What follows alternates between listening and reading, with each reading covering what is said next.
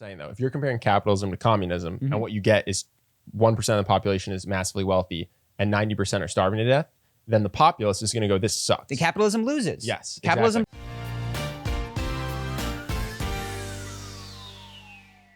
Hello, welcome to the podcast. What's up, dog? Not too much. Do you want to start? Nope.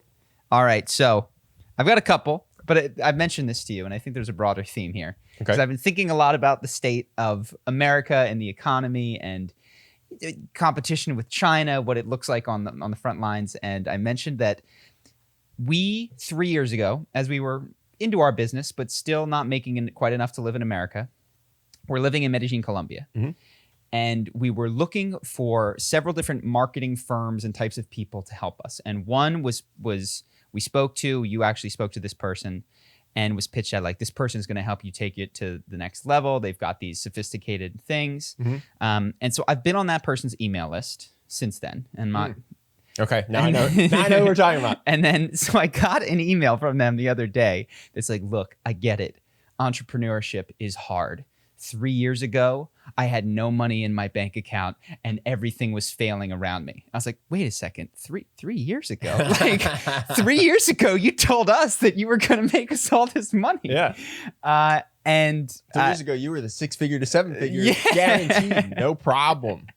And we've seen this a million times, but there is this crazy pyramid scheme of teaching that is going on where and quite frankly, some people, you can BS your way to the middle or upper levels of this pyramid by just passing the buck to a group of people beneath you, which I believe that this particular individual did. Yeah. Like, oh no, you can do great. There's a guy I won't name because I don't want to get sued, but I think he makes $10 million a year. Mm-hmm. And all he does is teach other people how to coach other people to make money. And no one is actually producing for the economy. And almost no one, I think, is actually turning a profit, even in the pyramid scheme. Yeah. But he's killing it. It's crazy. There is no rubber meets the road. Mm-hmm. And quite frankly, when you insulate yourself and so here's what sometimes happens. You have these lineages of coaches and you've got Big Daddy coach at the top with a successful coach right here because that coach has 10 successful coaches and then they have a couple. And so they're actually so insulated from the fact that at no point did anyone teach anything other than how to use their sales tactics to earn money? Other people. Yeah, it's the new age pyramid scheme. But it's totally believable when you're high up in the pyramid because you're looking beneath you. You're like, these people just bought a yacht. Well, there's also a couple classic tricks, which coming from private equity seems insane to me. Yeah. That people will do because they'll say that in one day they made $1,000. Oh gosh, I get these emails all the time. There's these things that people don't know internet marketing. There's a launch, which is where you collect all these emails, you don't sell them anything, and then you make this thing where in one day you try to sell as much as possible. Yeah. Then they'll take the success of that day, which is $1,000, right? First of all, it's revenue, not profit, but let's not focus on that. And it's also go slow here because I don't think that people totally grasp this. Okay. So it's 2 months of work to do this launch. Yeah. And in one day they make $1,000. And then their coach will say, my clients make $1,000 a day, which is $365,000 a year. Mm-hmm. You go, no, they don't. Mm-hmm. No, they don't. I actually have seen this data. They make $1,000 every 2 months. You can't just extrapolate it and multiply it. Like technically someone bought Charisma University at some point in the last day. And they bought it in a millisecond. In a nanosecond. So do I make all of the money from Charisma University in that nanosecond? No, I make it over the course of making an entire YouTube video that then sells it. And the thing is, in private equity, you can't do this because it's just fraud. No one will buy your company. But in this internet marketing community, there's oftentimes you're just trying to sell to someone that's not savvy enough to figure out the lie. Mm-hmm. And so you say, this person makes hundreds of thousands of dollars a year. Here's $1,000 day. And the person looking at it doesn't know to think, well, wait, that's not every day. Also, it's revenue and you paid for ads, which means it was probably to that person, they probably took home $200 that day. So this person might be making $200 every 2 months. That's their business. Yeah.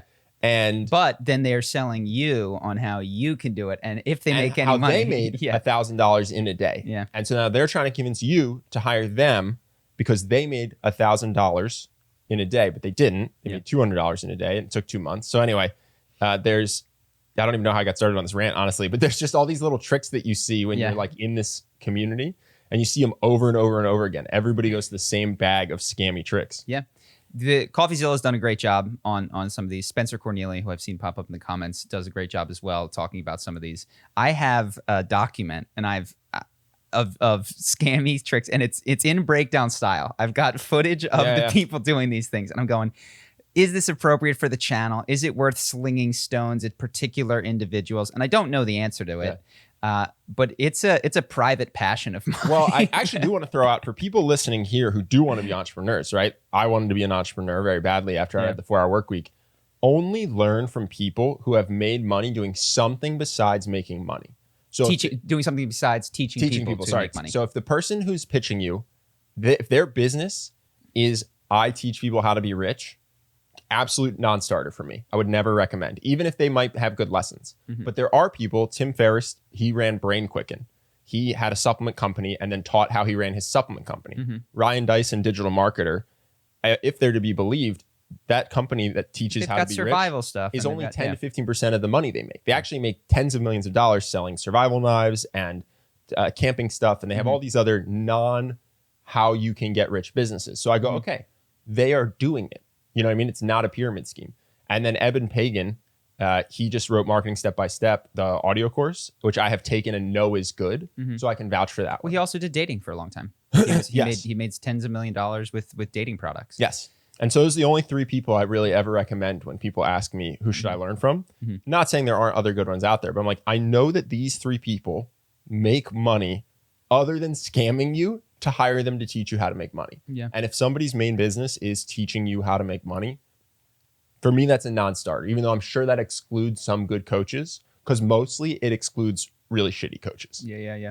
Well, what's crazy is, and we've had a handful of conversations. We're doing we're trying to find someone to work in this in our company as marketing, and it's so easy to find people who have found ways to make money without delivering value to the customer in various kinds of ways. Sure. You want to give the example of the pop-up guy? Sure. Okay. So just to hammer home what Charlie's saying, there was a guy, correct me if I'm wrong on any of the details. I don't remember exactly, but yeah. He created, basically there was pop-up marketing. Like you've been on a website and you're trying to do something and you read about sports, but you get these random pop-ups that are meant to take you to somewhere else. And that website pays for those clicks. He figured out how to make that pop-up invisible. And so you would literally just be scrolling over and you'd be like, oh, I'm going to just try to like click this thing that's on the screen. And you'd hit an invisible pop-up, which would take you to a different site and he'd get paid. And his value add was figuring out how to make the pop-up invisible. But you don't want to be on this site. You didn't mean to click the pop-up. And that's black hat marketing. And he considers himself to be a business whiz who deserves all his money because he's managed to trick people into going places they don't want to go. So that's what Charlie means when he says non-value add. And there's just a lot of it. It's crazy that there are so few people that have ideas like Elon Musk, which is like, what does the world need? Let me build a business around that. And instead, the first question is, what will make me X $1,000 a month per month with the least amount of work? And how can I extract as quickly as possible? And I don't know if that's an American culture thing, if that's a human thing. I haven't seen entrepreneurship enough in other countries to be certain. But it is, and then I think of the larger economy and what's happening and what appears to me to be serious class tension that is occurring and a massive redistribution of wealth with these, the fact that there's been massive bailouts for businesses and $1,200 to individuals that don't have jobs anymore. So like rich are getting richer, poor are getting poorer, poor want to be rich. It just all seems like it's part of this larger machine, which kind of sucks. And is not sustainable in any sense of the word. Before we talk about the macro, can I give one positive example of entrepreneurship? Sure. Just because if I were listening to this at 22, I'd feel a little bit demoralized. It's like, I have to be Elon Musk or else I'm not. But we have a friend and he likes fitness, the keto diet, paleo community. And he started a bone broth company because he lived in that world and went, there's really no good bone broth out there. And so he made a company called Kettle and Fire. So instead of being this, I'm going to click an invisible thing that I didn't mean to, he said, I'm going to try to make the best bone broth for people that are trying to be paleo. And he's far more financially successful than we are. And he's not necessarily Elon Musk, but he is in that community adding value. So like, you don't have to try to get to Mars to be good for the world. You just have to make a product that people genuinely want instead of getting them to buy or click or whatever. Well, to be clear, people do genuinely want to make money, and you have to be able to deliver in a way that doesn't pass the buck. I was talking about relative to the guy who's getting you to click invisible things. It's like you don't want to leave the page, but he's just forcing you to with like subterfuge. You know what I mean? But yeah, no, I mean, people do buy those things because they want to get rich. So I guess you have to sell something that people genuinely want that's good. I'm reading the Netflix book by, what's his name? It's not Reid Hoffman. I think that's the guy from... That's LinkedIn, right? LinkedIn. And anyway, I'm reading the book by him that he had just released. And there was just one interesting note that when they were hoping that Blockbuster would buy them because they were so small and Blockbuster was so big. And they didn't get bought, but then they were encouraged by the fact that Blockbuster's business model was apparently heavily dependent on late fees. Which is to say, like, they didn't make a ton of money when you rented a movie. They made all their money when you didn't take it back on time, and then they absolutely screwed you. And his hypothesis was any business that is getting most of its revenue from a miserable experience for the customer is vulnerable. Yeah. and so that was kind of what like kept them going and shaped their philosophy going forward, which I thought, I thought was very interesting. And it reminds me to a degree of gyms where there's a rush of people who come in on January 1. And what they're praying is like, look, we don't have the facilities for all these people to actually get fit and work out. So I just want to bang their credit card. And I've experienced this. And then when they leave the state or the country, make it impossible for them to get out of it. No, if a gym is so for instance, near us, there's a gym that happened to have a roof with a bunch of AstroTurf. Right now, gyms are in hot demand because of COVID. They're running month to month because they don't have to trap you. They're delivering something you desperately want. You know what I mean? Yeah. When a gym has a 12-month contract, what they're saying is, you won't be here. We think that you're going to want to escape. Like nothing should need a 12-month contract because very few things people will just come in to the extent that they want to use what you're selling. Yeah. So there are exceptions. Sometimes people have to invest a lot into something, but whenever we see a business contract, for instance, that's 12 months or longer guaranteed, that's almost assuredly a no for us because just like all this means is I have to stay if I'm unhappy. If you thought you were going to make me happy, we could have a day-to-day contract. Yeah. I would pay a certain amount of money. And quite frankly, what the contract does from their end is it prevents them from being able to raise the price on you, which if they have an excellent product, they might be interested in doing after 3, 4, 5, 6 months. Yeah. But they know that that's not the case. They know that the person who loses from the contracted agreement is you. Yeah. You just wanted to go that day. And so they can get you to pre-book for the year. And then, you get a discount if you give them your bank details because then you can never get out of it. You can't charge back. Yeah, because if you bring in like a good marketing consultant, they're going to want to be paid month to month because once they start killing it for you, they can triple their prices. Yep. So anyway, there's a handful of things from the Netflix book, which they're businessy, but I'll just tell you that I found this interesting because I was relating it to Charisma on Command, is that he thinks of Netflix, it's this culture of super high performers. And it's one of the phrases that they have is adequate performance gets you a generous severance package, which is to say, like, if you're good, like, we like you, but you have to leave. And, it's got this culture of what they at least claim is radical honesty. And then they give you examples of people publicly in a way that they say is kind, but publicly being like, hey, this presentation isn't going well. Like, I think it would do better if you X, Y, or Z, which is something that most people don't do. They pull people aside. They have these private conversations. They protect egos. But what is interesting to me, and they say it's great for personal growth, but it does seem like, rightly or wrongly, the entity that is most important is Netflix, the corporation. And like whoever needs to be subbed out of whatever seat in order for this rocket ship of Netflix to persist into the future, they have to go, right? Because like you are serving a higher whole. And if every single person at Netflix right now suddenly became obsolete in their job, they would be replaced with other people and Netflix would persist. And I was trying to track this. I was like, how does this work with Charisma on Command? I'm like, this doesn't work. Like, I'm unwilling to treat the entity of Charisma on Command at least as more important than me or you. And then also of the people that are around us, like we have adequate performance in a lot of different places. We're definitely not a one strike and you're out company. No.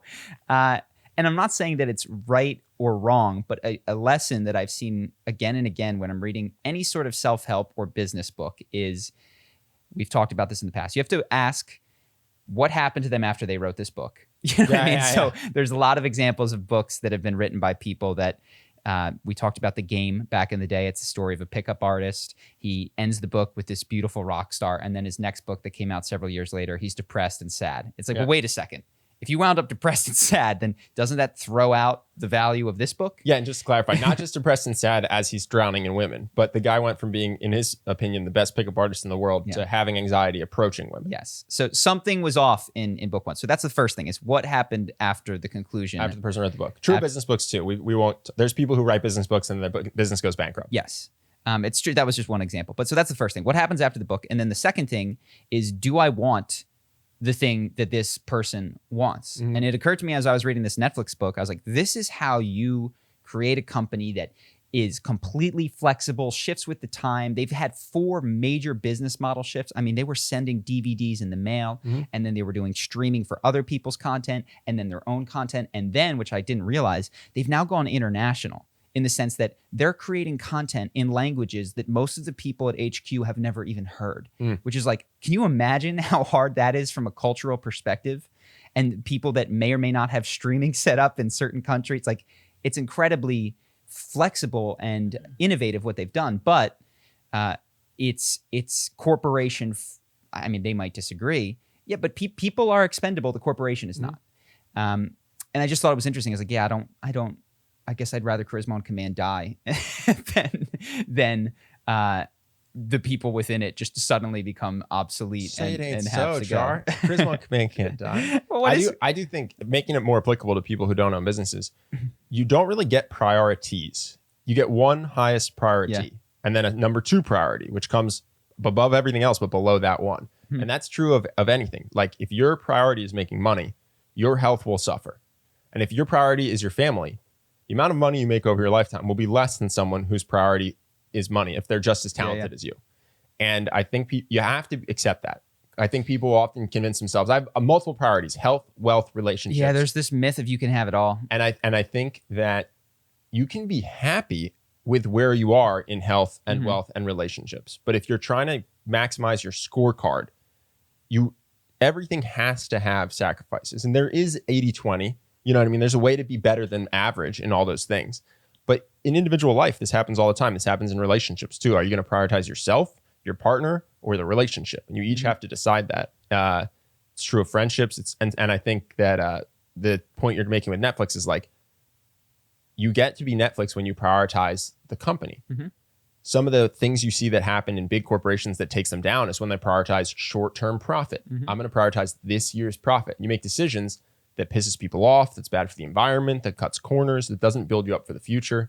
And I think in everyone's life, if they think about it, if you think that you have multiple priorities, you're wrong. You have a list of priorities and they're ranked. And something is at the top and it will always come first. And this list can be fluid, but it's, I think it's a mistake people make to do that and then to compare themselves to people with different priorities and say, oh my God, I have less money than this person who's been sleeping in the office every day. I know a guy, he's my a friend of a friend's father. I don't know if I said that right. It's my friend's dad. And he still to this day he makes 7 figures a year, will sleep in his office when things get tight with the deal. You know what I mean? He has prioritized wealth. If he has a coworker who prioritized always making it home at 5 p.m. for dinner, and that coworker is upset that he makes less, it's insanity. You know what I mean? And I think that accepting that would make a lot of people like more successful at what they cared about and also happier as they looked around at other people who had different lives. No, I look at that, I go, okay, I can see the path required to be as flexible and innovative as Netflix. I have to fire myself. You know what I mean? It's a lot. I'm not the guy that can do this. It's a lot more work. It's maybe having to hurt some people you work with and this and that. I'm noticing that and then going, okay, cool, I'm not going to beat myself up for not being Netflix. That to me is the takeaway. It's just being like, cool, I'm happy with Charisma on Command. I'm not going to look at Netflix and be like, wow, I'm a loser, I suck. It's like, no, you have different priorities. And it's no shade on their culture. That's the other thing. I was like, this is perfect for some people. And I think the thing that if I had to zoom out and say from a meta perspective, they do great is they're very clear. Like, they don't muddy the waters. They're very like, if this isn't you and you're not going to deliver at this high level, you're out. And also, if you deliver at a high level for 2 years and then you stink for 6 months, you're out. Like it's who is most useful to this overarching goal of And I mean, they might say bringing entertainment to the world, but let's be clear, like making the stock value of Netflix go up in the medium and long term, that is the goal. Yeah. Well, I'd like to. I mean, I don't know if people probably, we'd have to do it with like no face or something, but I'd love to talk to someone who works at Netflix at like a medium to high level. This is what the book and just purports. To say like, what's it like? Is it actually like this? Is this what it's like in theory, but in practicality, they're much more gentle to their people? Yeah. Is it actually like this and it's great? Is it actually like this and people feel that they're ground to the bone a little bit? But so if anyone's listening, knows someone who's middle to high level at Netflix, I'd be interested to hear what the reality is. Yeah, there's definitely different personalities at different companies, at least through the grapevine. But what I've heard is that Amazon just like grinds. Grinds. Well, there's the infamous, right? If you get an email from Jeff Bezos and it's just a question mark, you're basically one wrong move from being fired, is what people say. Versus like Google, I've heard at this point has bloat. Like there's a lot of hanging out. There's a lot of nap pods. Well, nobody uses the nap pods, is what I hear, but like it's a metaphor for how cushy the ad business has been for them and allowed them to expand and not have people constantly contributing. But anyway, I have a bunch of small things this week. I don't know if they're. I don't know. I mean, mine are all not really timely, but I don't know why. I just got back onto Tim Ferriss's podcast after having taken a break from it. And he happened to have posted a throwback from 2017 about practical pessimism. Have we talked about that on the podcast already? I don't know. So practical pessimism, you know this, it's what helped me release anxiety around leaving my job to start my business. And has helped me recently. It helped me stop stressing so much about charisma on command. And it's this idea that the human mind basically hates the unknown. And so when you're going to do something risky, all you think about is like, this could go bad. And then that unknown boogeyman kind of prevents you from taking the risks that you want to take that would change your life. And all practical pessimism is just nailing it down. Being like, okay, I'm going to quit my job and move to Brazil. What could actually go wrong? Okay, the business might fail. Well, what would happen if the business would fail? I would slowly dip into savings. Okay, well, how long could you live off savings before you needed a job? Well, this long. So I would actually have a chance to start another business. What if your savings ran out? Would you starve to death? No, I'd have to go live in my parents' basement. It would be very shameful. I'd have to take a job I didn't enjoy, which is what people do. They go work for money. And then I'd save up more money. And then I'd try again. I'd try a third or a fourth time. And so when you write it all out, instead of being this thing where it's like, I'm throwing away this amazing private equity job and I'm scared, you go, I would do that. I would sign up for this worst case scenario. It's fine. It's whatever period of time living in Brazil with all my friends and then going to live with my parents and then going back to Brazil again. And you go, okay, well, what's the upside? And then you write out the living your dream specifics. And I don't know, to me, just multiple times in my life, it's made it much easier to like not be stressed and chase my dreams. Because you just heard this again and it made you. I just heard it again in the podcast and I wanted to share it on our podcast. He re-put a video up from like 2007, I think, or 2014. It's a 17-minute video on practical pessimism. And I had been stressing about charisma on command because you have kind of lost interest in doing the breakdowns. I took them over. I've realized that they're quite burdensome when you have to do them every single week. And I was like, all right, man, I don't know what's going to happen with this business. I don't know how we're going to produce content for people. And in a vacuum, that was stressful. It's like, what's going to happen? That's my income. That's the thing I've built for the last 7 years. Stress, vague stress. And I was like, okay, let's do this exercise. We just happened to, fate put this podcast into my hands. And so I did it. I was like, okay, what happens if Charlie and I just never make a breakdown? We have to figure out a new way to make content. Maybe we make it less. Maybe once a month we release a really good video. Like a podcast. No, like a react video. But I just went through. I was like, what actually happens? It's like, okay, once a month we'll just commit to making a good video. And then besides that, we'll do it. And it's like, okay. And so then you make less money. And I literally went through this. I was like, well, what would I do if I made 20% as much money? Okay, I could leave California, move to Waco, Texas. And I literally did this. I went on to Zillow. I was like, where are places that aren't LA? Because when you live in LA, there's a sense that you're not making enough money. Yeah. You know what I mean? That no matter how successful you are, I'm in a 670 square foot, 1-bedroom apartment. And this is about 200 square feet. Yeah. And so I fell into this thing of I go surfing in Malibu every day or every week. And I see these $20 million houses. And I was like, that's what I need. That's what I need. That'd be so amazing. I went, okay, well, whatever. I'll just stop surfing completely. Now I don't need the beach. And I'll stop looking at major metropolitan areas. Well, dude, this is the social dilemma. I mean, what you just said, I haven't quite figured this out because I often think I would be not so much, The degree to which I see a $20 million or $100 million Malibu home only hurts me. Yeah. Because let's say that I'm so inspired and I work so hard and I earn it and I get that house. It doesn't make me nearly as happy to have that house as it does frustrated to think that there's something out of my reach that would make me genuinely happy. And so we've talked about getting off of the web, all these kinds of things, but knowing that that stuff is out there is not it's great for one's work ethic oftentimes, but really bad for one's emotional experience of life. This was the big takeaway I had from listening to this Practical Pessimism again, was I went, okay, what would I do? Charisma Command it does 10% of what it's doing now. Okay. And then I went through the exercise and my answer was like, I've been so tied to this idea of like living on the beach, but if push came to shove, I just move to a place that was 1% the cost for a house, you know what I mean? And I get a tiny house in the middle of nowhere and I'd take my dog and I'd be fine. Yeah. And then I could try to build something again and get back to California in 5 years.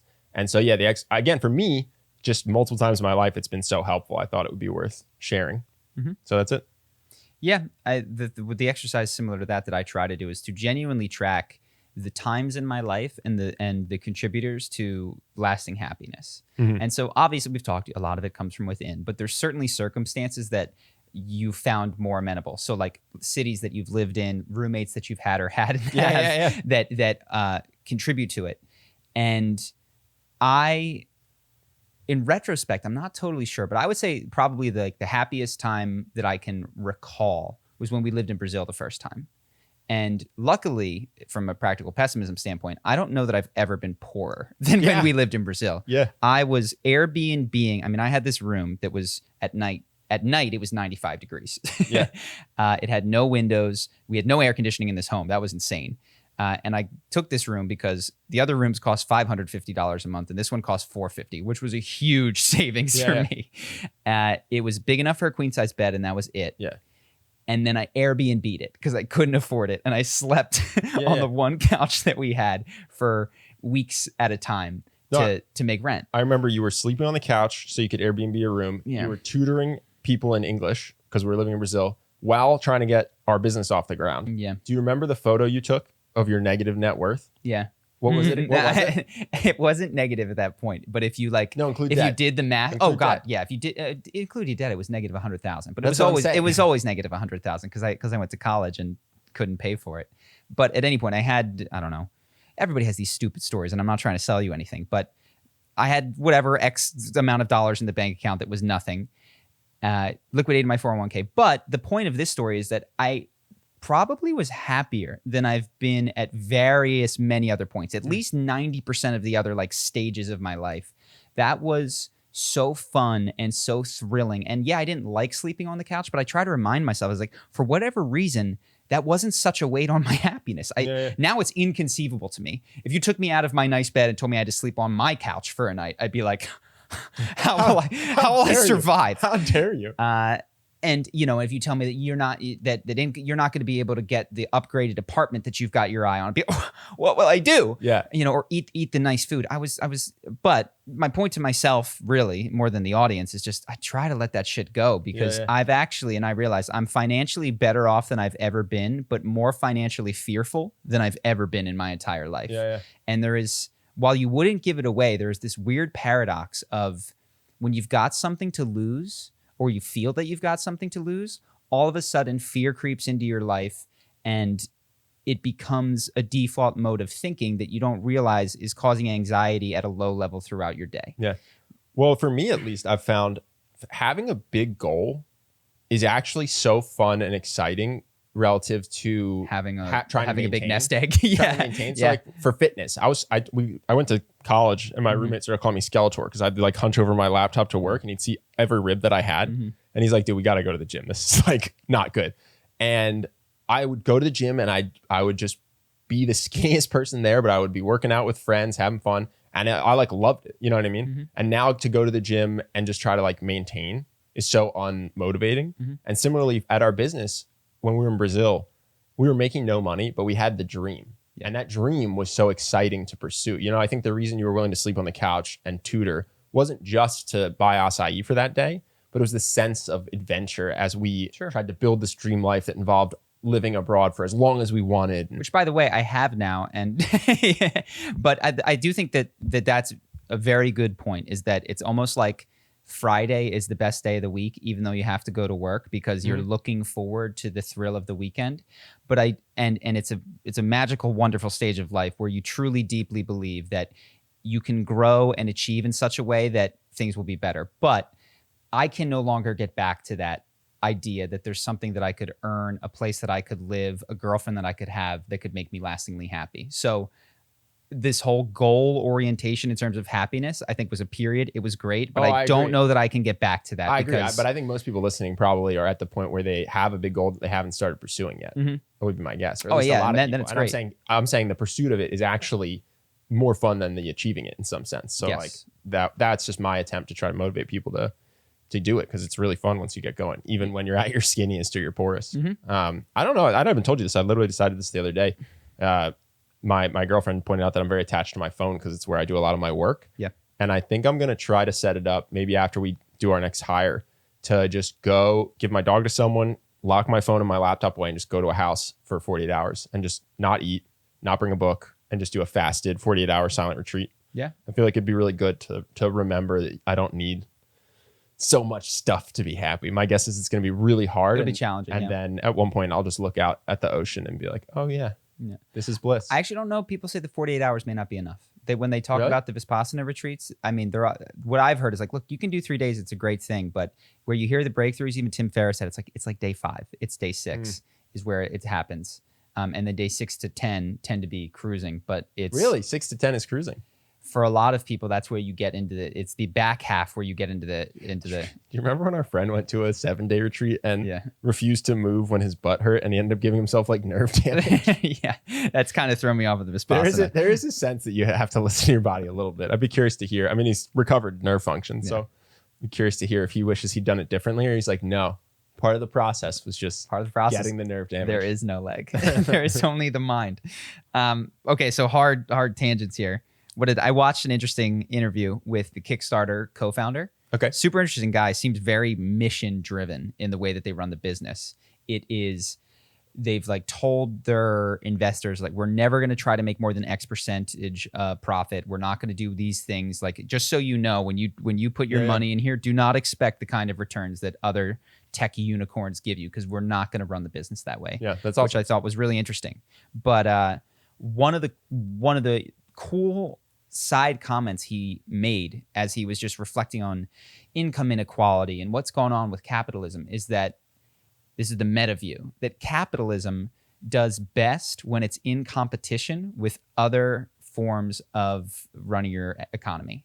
Meaning that capitalism was better at generating welfare for people when it was pitted against communism, because we needed to prove that communism wasn't the way to do it. So everyone needed a car, and you couldn't leave people out, and like you had to protect the company man. And there was a bunch of things that also contributed in the 70s and 80s. But you're saying because you're as a society going to compare yourself to communism, so you can't leave people behind. A precept of capitalism is that competition breeds better results. Everyone. Well, within a system, just even within capitalism, is that 2 companies making 2 widgets will get you a better widget. No, here's what I'm saying though. If you're comparing capitalism to communism, and what you get is 1% of the population is massively wealthy and 90% are starving to death, then the populace is going to go, this sucks. The capitalism loses. Yes, capitalism doesn't want to lose, because it's inherently competitive. So in the way taking that it is. care of the bottom when it's competing against communism. Yes, and so it was just fascinating to think, oh wow, this idea that you want companies competing because that's going to create better for the consumers. Like, you might also want economic systems competing because that's going to serve the people within the economic system who are electing which system to do. And as communism has, with it 1989, the wall comes down, capitalism wins, then you start seeing like this very predatory style of capitalism that if you imagine there were a really credible communist country out there that were really doing well, you'd go, well, why are we doing it this way when there's this fantastic alternative? Yeah.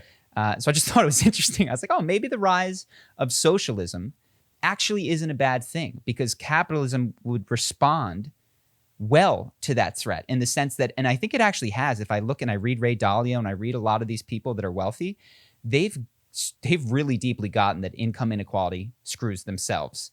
Because all of a sudden when you have this poor underclass that has nothing to lose, it doesn't matter how much money you have. Like gates can only keep them out for so long, and you're going to have to flee the city that you love.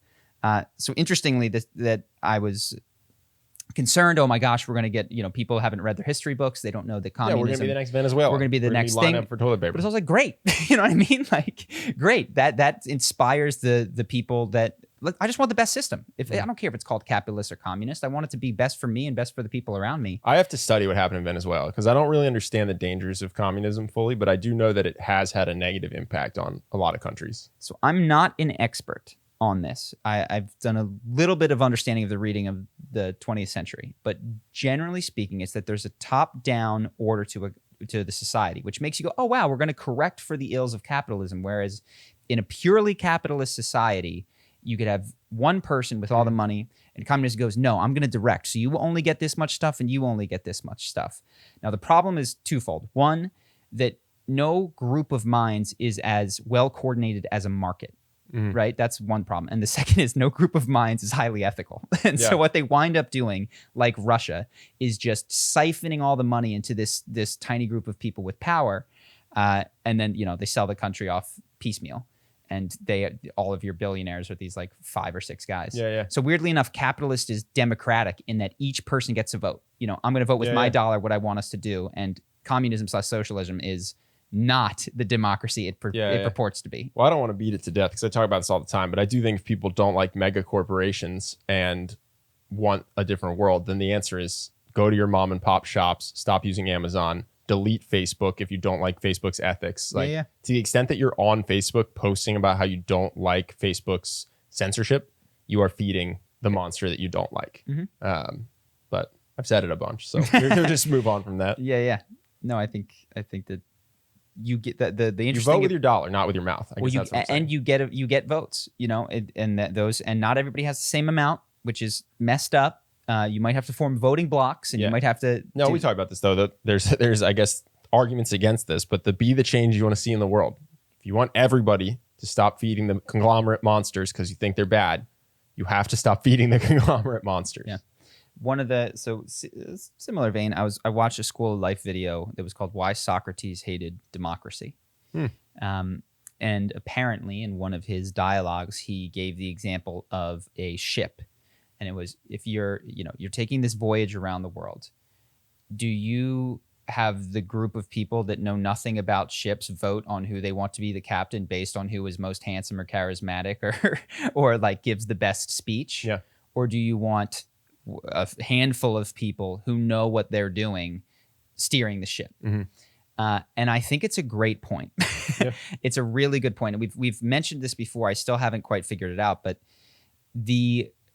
I don't think that democracy is an unmitigated good, because obviously the idea that populism can occur and people will vote without knowing so outside of their own best interest, that they will elect the ship captain that promises them, we're going to sail around the world in 2 days. It's going to be great, and you'll get everything. I'll get you back to your family in a week, and we're going to get a bucket of gold for everyone. Yeah, and the other guy's like, look, this is going to be hard work. Many of you will die. Like that guy, he's out.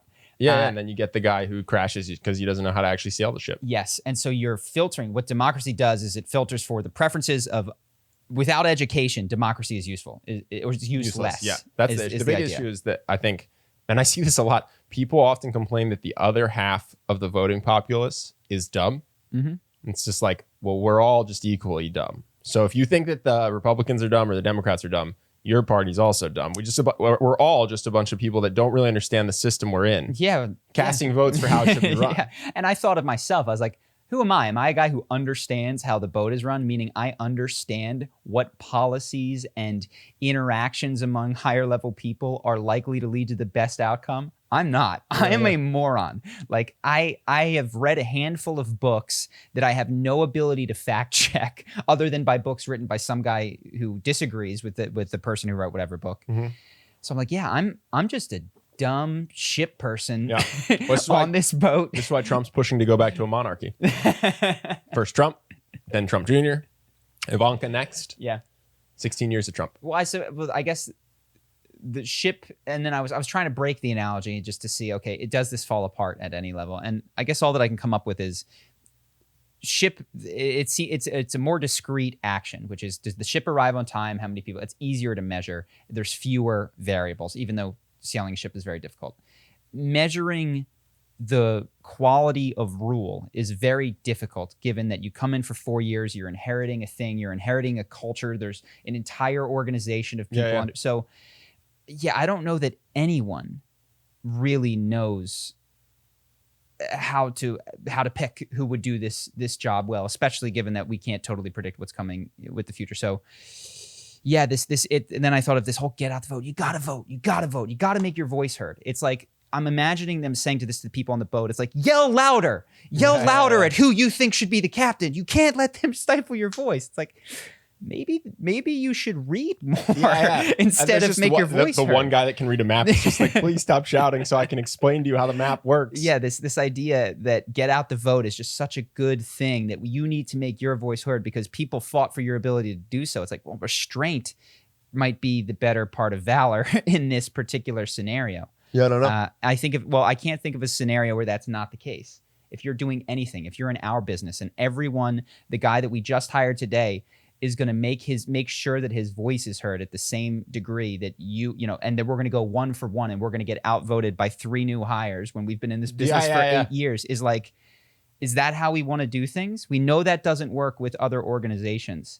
Well, this might not resonate with people who are not Americans, but I think as an American, especially if you're around my age, the thing is when you're growing up, 1, I think the country was potentially in a better spot, and 2, you're just told it's the best, right? So you're like, we're a democracy, we're capitalist, and we're number 1. The communist countries are poorer than us. They all have less than you. The countries that are authoritarian are terrible. All the people are mistreated by these corrupt tyrants. What we have is the best. Well, I'll even intervene here. We don't the idea that we have a democracy also, if you look at it, is not true. I know. Or that we're a capitalist society is like, we have tremendous amounts of public spending. So both of those words. But I'm just saying, so that's what you're told, right? Mm-hmm. Then you grow up, I'm 33 now, and you look around and you're like, well, maybe that's not true. Maybe we're actually on the decline. And maybe we're on the decline because these systems rocketed us to number 1, but are no longer working exactly the way maybe they need to be more democratic. Maybe they need to be less. Maybe they need to be more socialist. Maybe they need to be less. But like, it seems like if you look back on the trajectory of the US as a country, it was low and went high in terms of power, wealth, quality of life. I'm not convinced that in my lifetime, it's still doing that. At least if it's either slowing or potentially I feel like we're at the top of the roller coaster going down, right? And you have China, which is authoritarian, allegedly communist, but also they all row the boat together much more so than we do, right? They kind of are like, the society comes first, the community comes first. They're the Netflix of nations. The individual is so unimportant to us, at least philosophically, that's my understanding.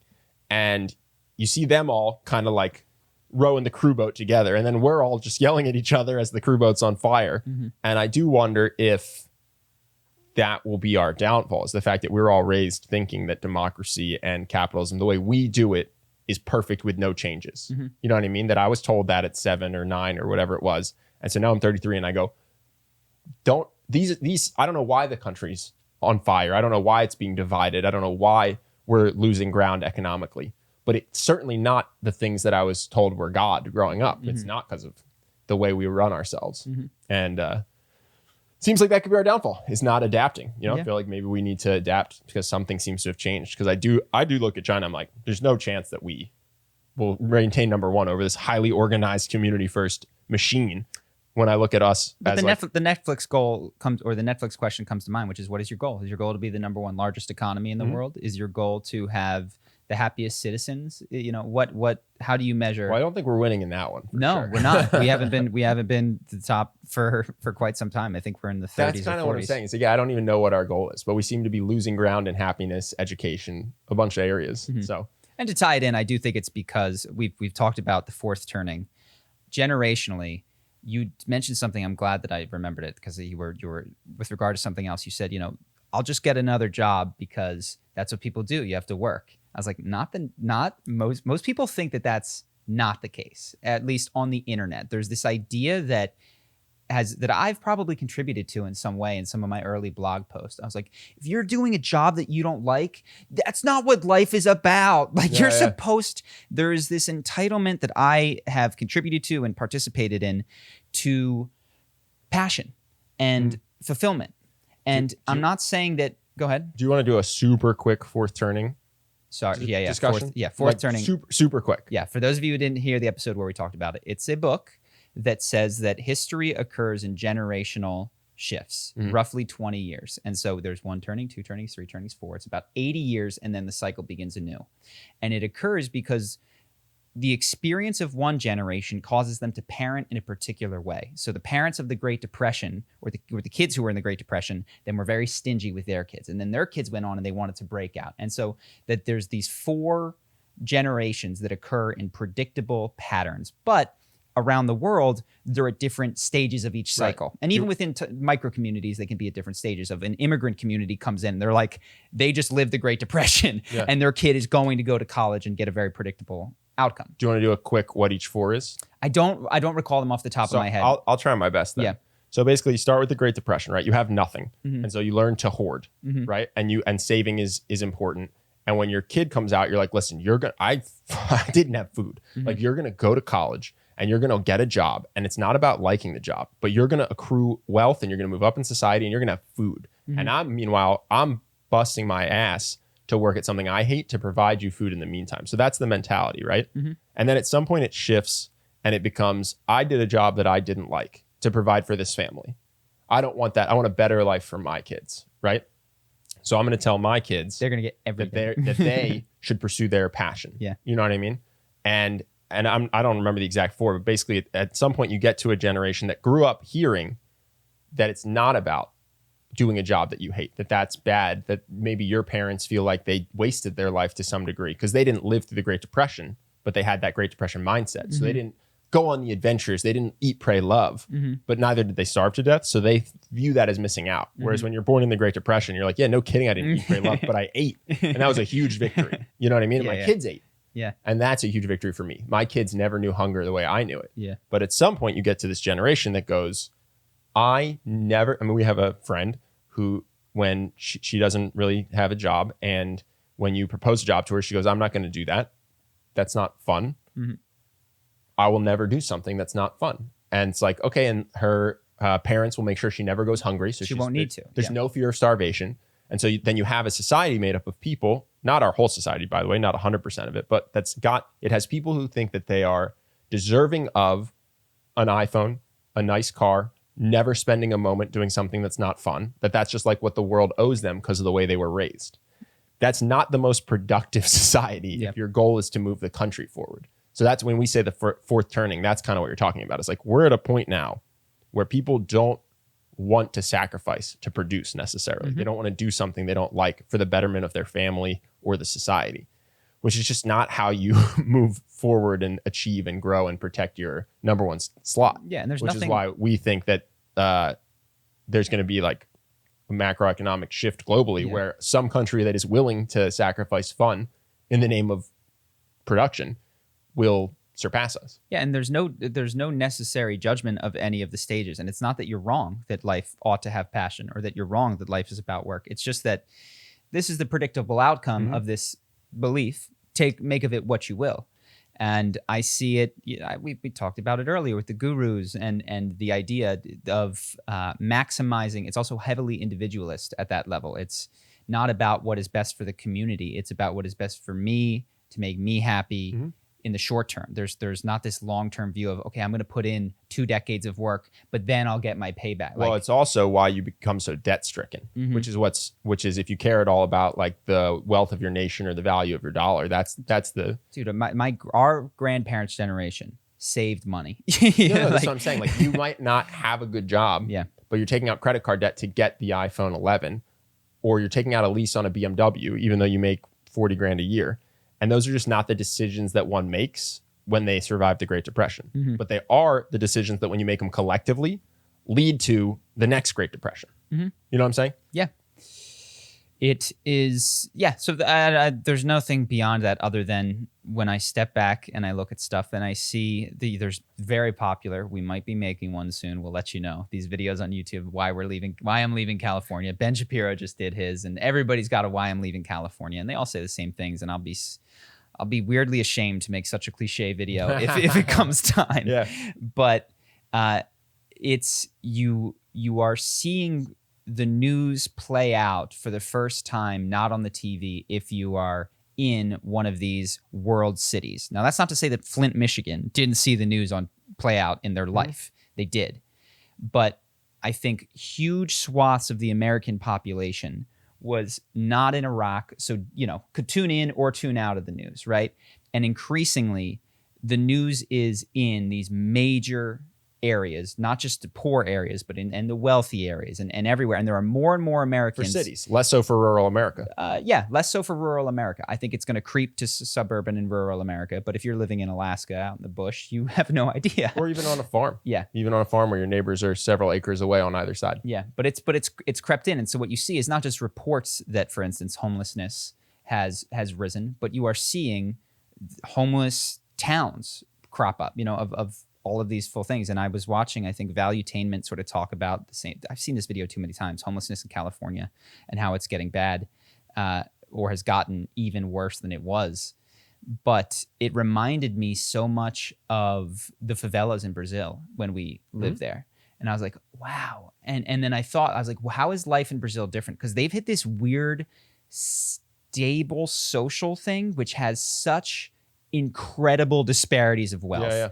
So we lived in the most expensive real estate in South America, which is Leblon, Rio de Janeiro. Now, we didn't live in the nicest place in Leblon. Probably most expensive in Brazil. You think it's most expensive in South America? Pretty sure it's in South America. Really? Dude, if you look at... So some of the places that we didn't go... I just assume Argentina is so much wealthier than Brazil. No, a few blocks closer to the beach. I mean, I knew somebody that had a building that was... was on the beach. So anyway, we were in the vicinity. We weren't in the nicest place. But no joke, it's a 2-minute drive up the hill to the poorest places. And that poverty is so close to the wealth that weird things that you wouldn't imagine in America happening, like groups of kids from these favelas will come down onto the beach and just like a wave, like run over and snatch everybody's stuff, like just run out and then back into the hill. Every single window has bars on it, which is, I guess, more common in some cities, but like you don't see it in the nicest areas. Well, even beyond that, you get held up at gunpoint and it's a non-event. You know what I mean? Nobody's like, oh, are you? It's like just like, oh, okay, you gave me your stuff, right? You owe the city that one every once in a while. Yes. There's a struggle where the police don't necessarily control the favelas particularly well. They're kind of run by warlords, and that's just acceptable. You just go, yeah, fair enough. Yeah. We're not going to try to fix this. And weirdly enough, some of the favelas that are run by warlords you can go to because the alliance is such that you do not mess with tourists in these particular favelas because if you do, it messes up their it messes up. Yeah. So there's all these weird things, but I don't mean to be all doom and gloom. And Brazil was wonderful. I had a great time while I was there, but it's not why we left. It wasn't because of the favelas. Yeah. It's just, I was like, okay, I wonder if there's going to be this new, completely separate experience of, not new, just increase. This has always existed. There's always been poverty, but just larger amounts of people in that extreme poverty, closer than ever. And what it causes is violence. Yeah. Like Brazil has some of the most violent cities.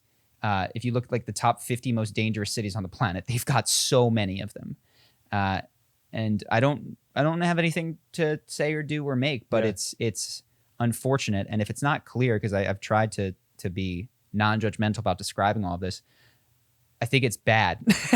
I don't think that income inequality in the name of distributing things to the capitalists who earned them is ideal for anyone, And so there needs to be some kind of way to create programs or to effectively redistribute to the poor without, I think, and this is the problem, handouts that are just, here you go, here you go, here you go. Well, it's all about incentive structures, right? You just want to think, what does this system incentivize? And you want to set up a system that incentivizes people to work hard, to improve their life, to make things better for themselves, while also having their fundamental needs met.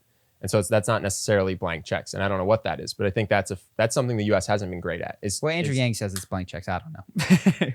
Maybe I'm not an expert on this boat. Sure. I don't know enough about it, but Ben Shapiro would argue that some of the reason you see such high single motherhood is because it's incentivized. I don't know enough about it to know, but I think that we do need to think like, what are the downstream effects of this? It's if people saw the conversation 2 weeks ago with Chris, the news guy. He was like, well, who cares? Why are you asking this question? It's like, well, this question is going to lead to this question and this question and this question, and we're going to have to answer them all at some point. So the one thing that's interesting I didn't think about that you've pointed out, we used to say, don't do a job that you hate. And I still think that's true, but now it's don't do a job that you hate. Go pursue something you love that produces something good. And I think that's an addendum that is important when people are thinking. It's like, don't start a pyramid scheme. Don't start something that just makes yourself money and gives you a good lifestyle. Make something that gives you a good lifestyle and makes you money, and the world is better off because you do it. Yeah, that's interesting. If I think of the hooks in some of these ads, it's not so much you're going to work super hard on a job that you find deeply fulfilling. No. It's and there are some, but they're not the biggest ones. It's make X $1,000, live on a beach, and open your laptop in the sunshine for just a few minutes a day. Effortlessly, yeah. Effortlessly. A lot of these make money things, it's here's how to effortlessly make money so that you don't have to really spend your time producing anything. Yeah, it's incredible that, and I'm in this generation I experience, but I'm just kind of reflecting on my own implicit thoughts. There's this idea that work is bad, that you... Or that the dream is production agnostic. I think a lot of times especially when you're in your early 20s, there's not a lot of emphasis on like, even for me, dude, I went to Wall Street. No one was saying that it's because M&A was good for the world. Mergers and acquisitions are mostly value destructive. But people are like, this is a great job. You're going to learn a lot. You're going to make a lot of money. Very prestigious. Great for your career. That's like so I focused. It's so just like me. No one was really like, hey, maybe you should do something that the world's better off because you do it. And it'll be fulfilling to you to like watch how that happens. And there's a handful. There's every school's different. I went to some people go to become teachers or guidance counselors or work with underprivileged, they become social workers. It's not the marketing that I see, which makes me think it's not the most compelling hook, if that makes sense. Because these people are just trying to make money. I think the fact that they use that, how to make money without doing anything, I think is what sells the best. Which is to say, I don't think people... hopefully this conversation changes some minds. I don't think a lot of people think about how do I make money in a way that makes me happy, but also that if everyone did this, we would be good. Well, it's considerably harder is the truth. Oh, yeah. It's much harder. I've pushed a number of people recently who have been successful in their businesses. And it's not that they do anything unethical, but I go like, are you doing this because it makes money, or are you doing this because this is a good thing and it fills you up? And it's like, this clearly is like a way to make money. And not that everybody should do this, but I do think that once you have a base level of being able to provide for yourself, it's good for you and the world if you go, okay, what if I took a pay cut or put in extra work in order to try to do something that I cared about and that helped in a way that I could go, that's helping. Speaking of which, go to charitywater.org/charisma. Yeah. It's a good one. So we're actually going to throw up our video on OnlyFans, right? In 2 weeks. Are we? Is that going live? 2 weeks. Okay. 2 weeks. Nice. So we'll do it. But it has a call to action. The reason Charlie thought it has a call to action at the end that's for charity water, right? Yes. Which I think is hilarious. Yeah. I love this. So you changed the campaign to be simping for charity. Yes. And at the end of the OnlyFans video, you're going to talk about donating to charity water. Correct. Which I think is great.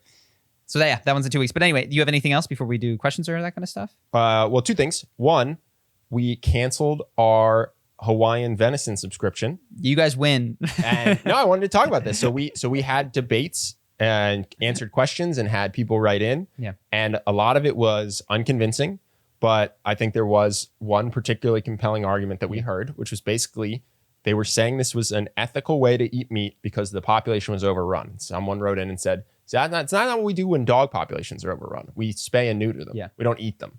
So I would question whether, again, we talked about priorities. Is the number one priority do what's best for Hawaii's ecosystem? Or is the number one priority profit off of ethical meat? Mm-hmm. And then we're going to try to figure out how to do that in the best way. And maybe they did pick the absolute best way if your first priority is get ethical meat. I'm really not trying to knock the company, but we found that persuasive. Mm-hmm. So thank you everyone for writing in. And we canceled our subscription to our venison thing. So we're back to not eating any mammals at the moment. Yeah. That's all. I just thought the audience would like to know they had an impact. Good job, everybody. Well done. And then the second thing, I actually have a couple things, but I can save them because they're not time sensitive. Go for it. No, we've got time. We haven't talked about Neuralink. Do you want to talk about Neuralink? Yeah. So Elon Musk is fucking crazy, and he's gonna cut a quarter-sized part of your skull out and replace it with a microchip. And the whole thing is fascinating. I don't know if do we need to give background, or can I just jump into what I think is craziest about it? Go jump in. Okay. So that's the Neuralink. If you want to learn more about it, Google it. But the thing I thought was so interesting, there's two things. So one, he's very confident he's going to cure being paralyzed. They're like, what are the uses for this? And he's like, well, for sure, no one will be paralyzed anymore. Mm-hmm. He just said it so confidently. And this is the guy that launched a rocket that I really went, wow. Yeah. Probably in my lifetime, no one will have to suffer paralysis, which is just insane. But then he said, we're also going to at some point have the ability to upload your memories and store them as a backup. And in my head, because I'm not Elon Musk, I went, that's cool. So if you have dementia or something, it'll fix it. Very next sentence, he says, so you'll be able to download them into a new body. And I went, wow. Yeah. I was going cure dementia, and this guy just went cure death. He just went, we'll regularly upload every night when you sleep or whatever, we'll regularly upload your brain. And then God forbid anything happens to the meat sack that is your body, we'll just download it into something else, and you'll continue to live. And then the thing I thought was interesting that I thought about from that is, why does it have to be when you die? Well, I was going to say, this reminded me of The Prestige, spoilers. Well, which is just, so that's the thing I thought was like, Elon didn't say this, but if I'm uploading my brain and I can buy a functional meat sack to download it into, I can have 100 of me instantly. You know what I mean? Dude, conspiracy theory. So Prestige, fantastic movie. Watch it or skip this part. The Hugh Jackman's character, in order to do a trick, finds Nikolai Tesla, okay? And the way that the trick works is that electricity runs through him, and then he creates a clone. And then the way that he teleports, he calls it the teleporting man, but essentially the way that the teleportation works is he has to kill one of him every time. And it's like he doesn't know which one he is. And so that's the philosophical question of, did he drown when they killed the clone, or was he teleported over here, yada yada. But it's just it's a Tesla clone that you can re-upload in your life. I was like, oh man, dude, but how crazy is that this is like a real thing he's talking about, in the same way he talked about relanding a rocket ship. He's like, yeah, you're gonna get this silver dollar of your skull removed, we're gonna put this thing into your skull. They already have a robot with AI that can implant 1,000 basically little wires into your brain without hitting a blood vessel, so you don't even bleed from the surgery. He said it's in and out, no, like an hour. You go home the next day. And then you now have the ability to never die, to upload your consciousness to whatever hardware or cloud that you want. That presumes, and I'm not saying that it doesn't, that presumes that consciousness is contained within the brain and not distributed throughout the body or some mechanism that we don't yet understand. We're about to find out, dude. That's what I'm saying. How crazy. Well, here's the thing. When he first said Neuralink, he said it's going to be our attempt to compete with AI. And then people started talking about the singularity and how we'd all communicate instantaneously. This podcast would be unnecessary because everyone in the world would know my thoughts, and we become one organism. Yeah. But now, in addition to that, it's also going to create clones and cure death. And I just went, God, this guy's doing this in his free time. Like, this isn't even his number one focus. That is wild. It's also going to completely change the phrase, if I were you. Because you're like, give me a Ben body, put my brain in it. I'm going to show him how I would do it. This is what I would do, dog. No, it's so crazy. So I don't really have any takeaways, but I was watching Neuralink and I got what I expected, which is we're going to cure paralysis. I went, that's neat. And then it blew my mind way beyond that.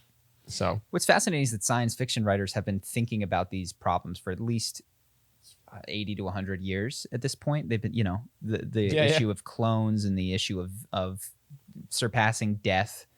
I'll have to read Asimov because I haven't spent enough time thinking about the implications of all of this. But yeah, he's a nut, man. It's crazy. Elon's a wild dude. What matters more, though, at the end of the day, is it seems like, because we're making all these advancements and he's getting the self-driving car, which is a very material thing that exists in the world. But it does ultimately seem like, okay, I built a faster train, or we can fly now. We have the Hyperloop. It seems like all of that pales in comparison to affecting consciousness directly. Mm-hmm. VR, other Neuralink type things. You don't need a Hyperloop if you can put on a convincing experience of Shanghai in a haptic suit. Yeah. Like travel just becomes, the material world becomes so much less important. Well, also there's philosophers that have argued that our mortality is not bad. It's what makes life worth living.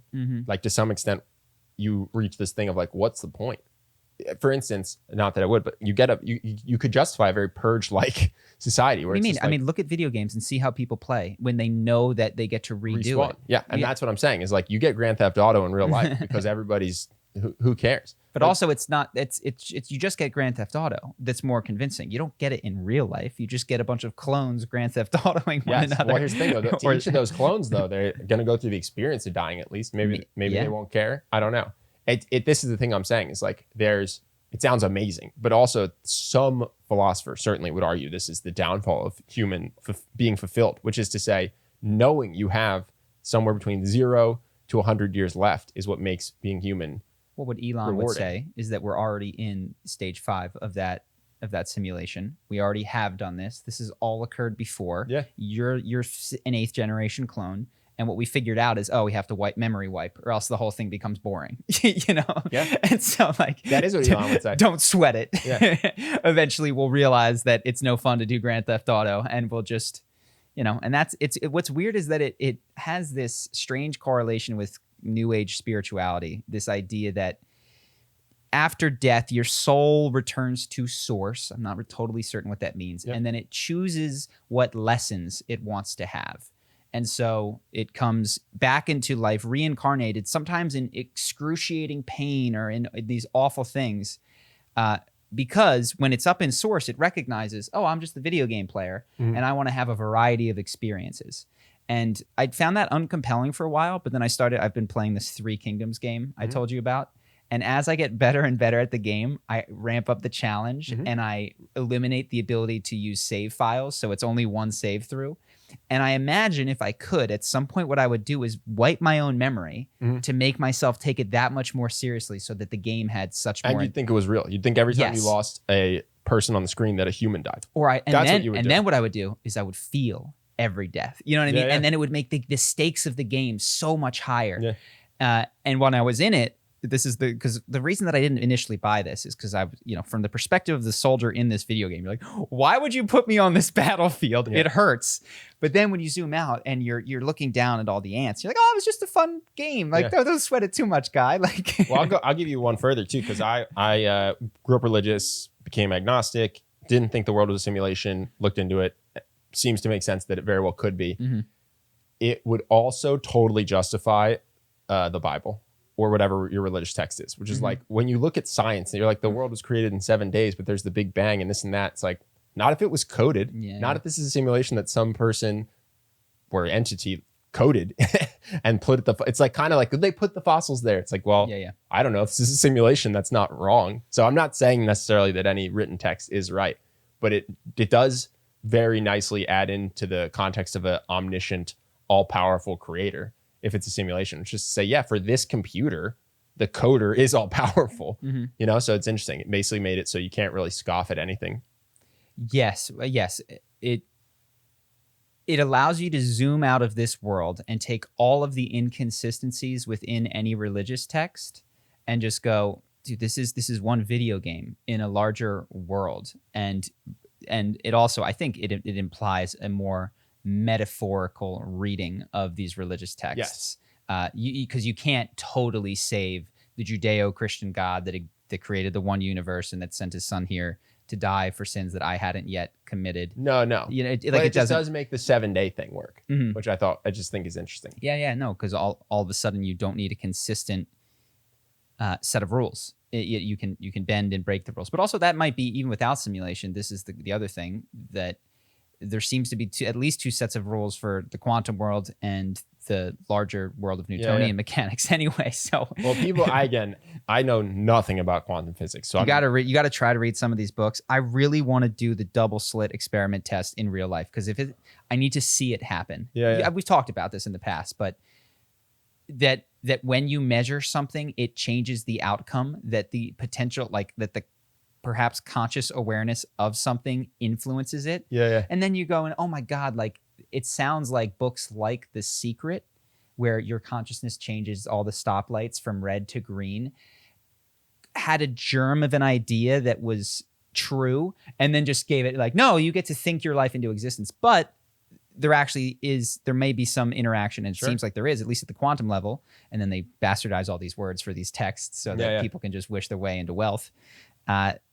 There may be a way in which your consciousness influences material reality without any sort of physical material touching necessary. Well, my friend, who is just objectively very smart and objectively also loves conspiracy theories and is willing to put aside his more critical thinking if he finds one he likes. So like take both these simultaneously, not trying his hardest to disprove it, but is very smart, is convinced that quantum physics is most easily explained as some function of binary code, something similar to like proving this is a simulation. It's here, and then it's just zeros and ones. Mm-hmm. He's like, that's why I'm convinced it's a simulation. I was like, cool, that's not why I'm convinced it's a simulation, and I don't know anything enough to prove it or disprove it. But there's certainly people out there who would tell you that the reason that the double slit experiment works is because the reason quantum physics works is because it's some form of binary code. Would this be cool if like this was the round that we won the game? You know, like, we just woohoo! But then that means that we're going to come back in an even harder form, because that's what I always do. Like, you don't beat the game and be like, beat it on normal. Be like, let's play it on easy. Yep. Like, no. Then the next run through, you're like, let's do it on very hard. Yeah. And so you're not gonna have a podcast in the next. You're gonna be way worse off. What else you got? One last thing I'm reading. It's the Book of Joy. I don't know if you ever read it. Yeah, I read it. So it's basically someone goes and hangs out with the Dalai Lama and Archbishop Desmond Tutu and asks them about joy, because they're both, if you're into Enlightenment, which we had a fan question about Enlightenment I want to get your take on, but they're definitely experts in it. And they talk about negative emotions. I want to check my notes on this so I get this thought right. But basically, some people say you have to fully feel your negative emotions, right? To repress them is bad. You have to acknowledge them, cry as hard as you're going to cry. Then there's philosophies like Stoicism, which to some degree, I believe the idea is that you can be free of those negative emotions by being present and by holding certain beliefs. Like Nietzsche says, just amor fati, right? Just love fate. And then to some extent, you think that everything that's happening to you that's bad is actually a gift, right? And so I was just thinking about how those two work together. The fact that like when something bad happens, you have to weep or feel your jealousy. To repress it is the cause of a lot of your problems, right? Compared with nothing bad is happening. Like everything that's happening is happening for you. So I know how I think they work together because I cheated and thought about it before the podcast. But I'm curious if you have a reaction to those seemingly disparate beliefs. My reaction is that suffering is the denial of reality, and that's how they're both united. So the loving your fate is to go, this is real, and it couldn't be any other way. And to wish and hope and pray that it was different only compounds my suffering, because I'm wishing for something unreal. And to experience your emotions is to embrace what is real, which is I am feeling bad, and I'm not going to pretend that I don't. So that, and then that seems to be a core spiritual precept, is that illusion is suffering and that truth is peace. So that's my reaction. Yeah, it's interesting. It's interesting too. I'm glad they have them both there, because they don't agree. You know, you think, oh, these are the most enlightened people, but the Dalai Lama is more about experiencing it, but then letting it, just acknowledging it's a thought and letting it go. And Desmond Tutu is more about like really crying hard. Yeah. When things are sad, when he feels suffering. He's much more prone to, I think, weeping than the Dalai Lama is to like feeling his sadness, but then having it leave his body. So I don't know if there's a right answer, but as I was just trying to think for myself what to do, it seems like the Stoic ideal is just that. It's like an ideal, right? So you want to get to the point where how you truly feel is that it's a gift. Yeah.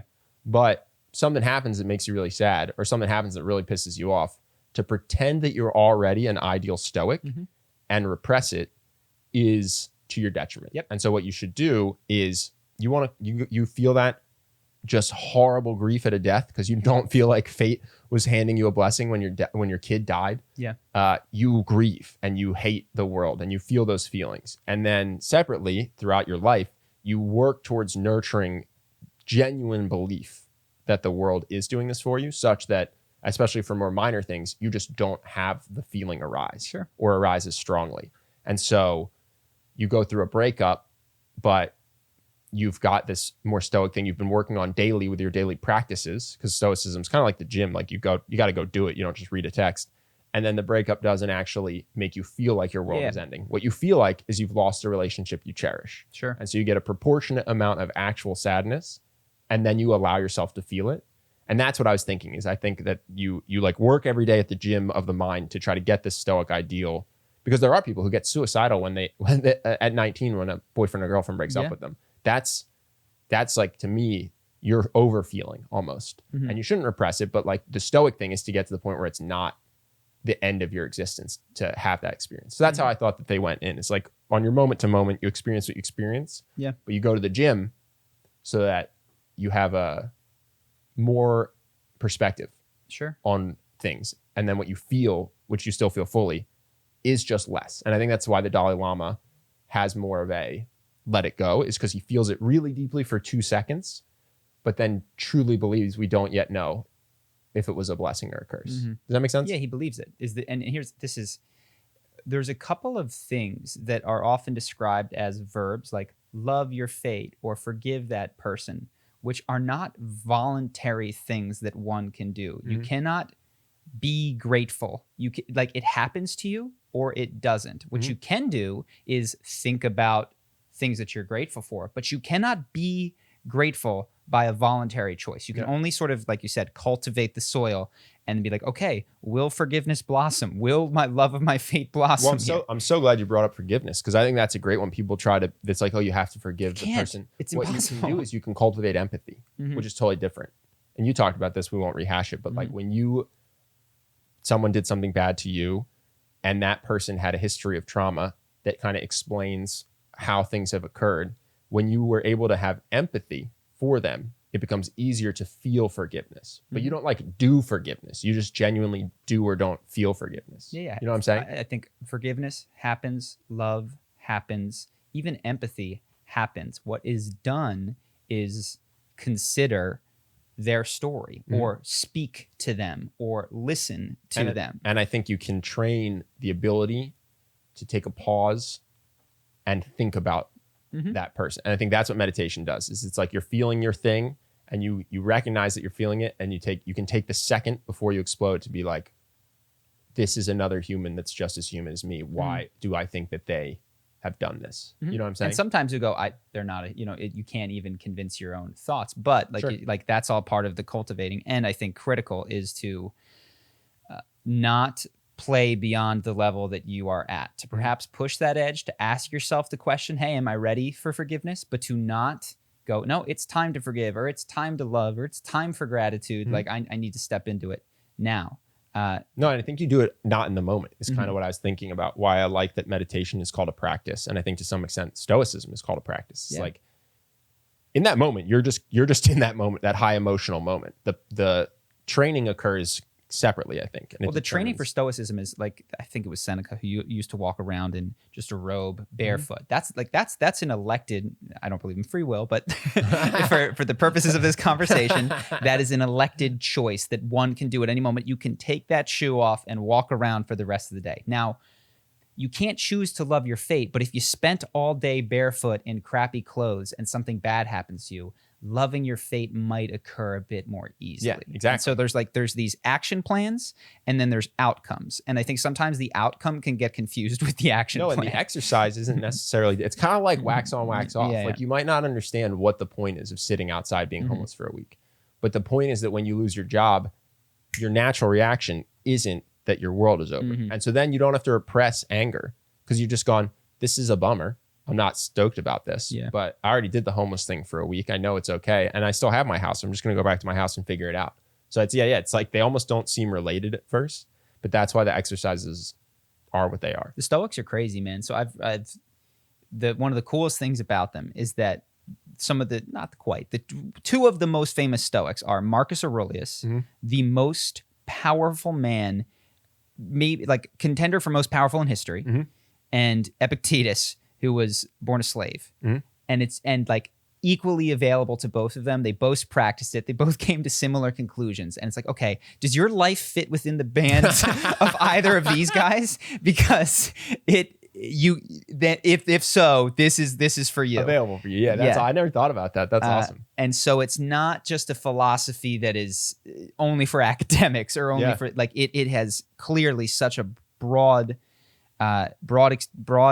scope of human experience that it can be applicable and helpful to. And it's cool. They were both obviously solving for themselves to some extent, but like it helped the slave to accept that he could still have a good life, and help Marcus Aurelius be one of the best leaders. So you know what I'm saying? Like an emperor might be happy no matter what. Well, so he also did his story is he got out of it. He was very smart. He became a tutor. Like he did. Oh no, but I'm just sorry. What I'm saying is like the appeal of Stoicism is like not only is it going to make your own life better, but like power corrupts, just straight up. Being an emperor, it's tough to be moral.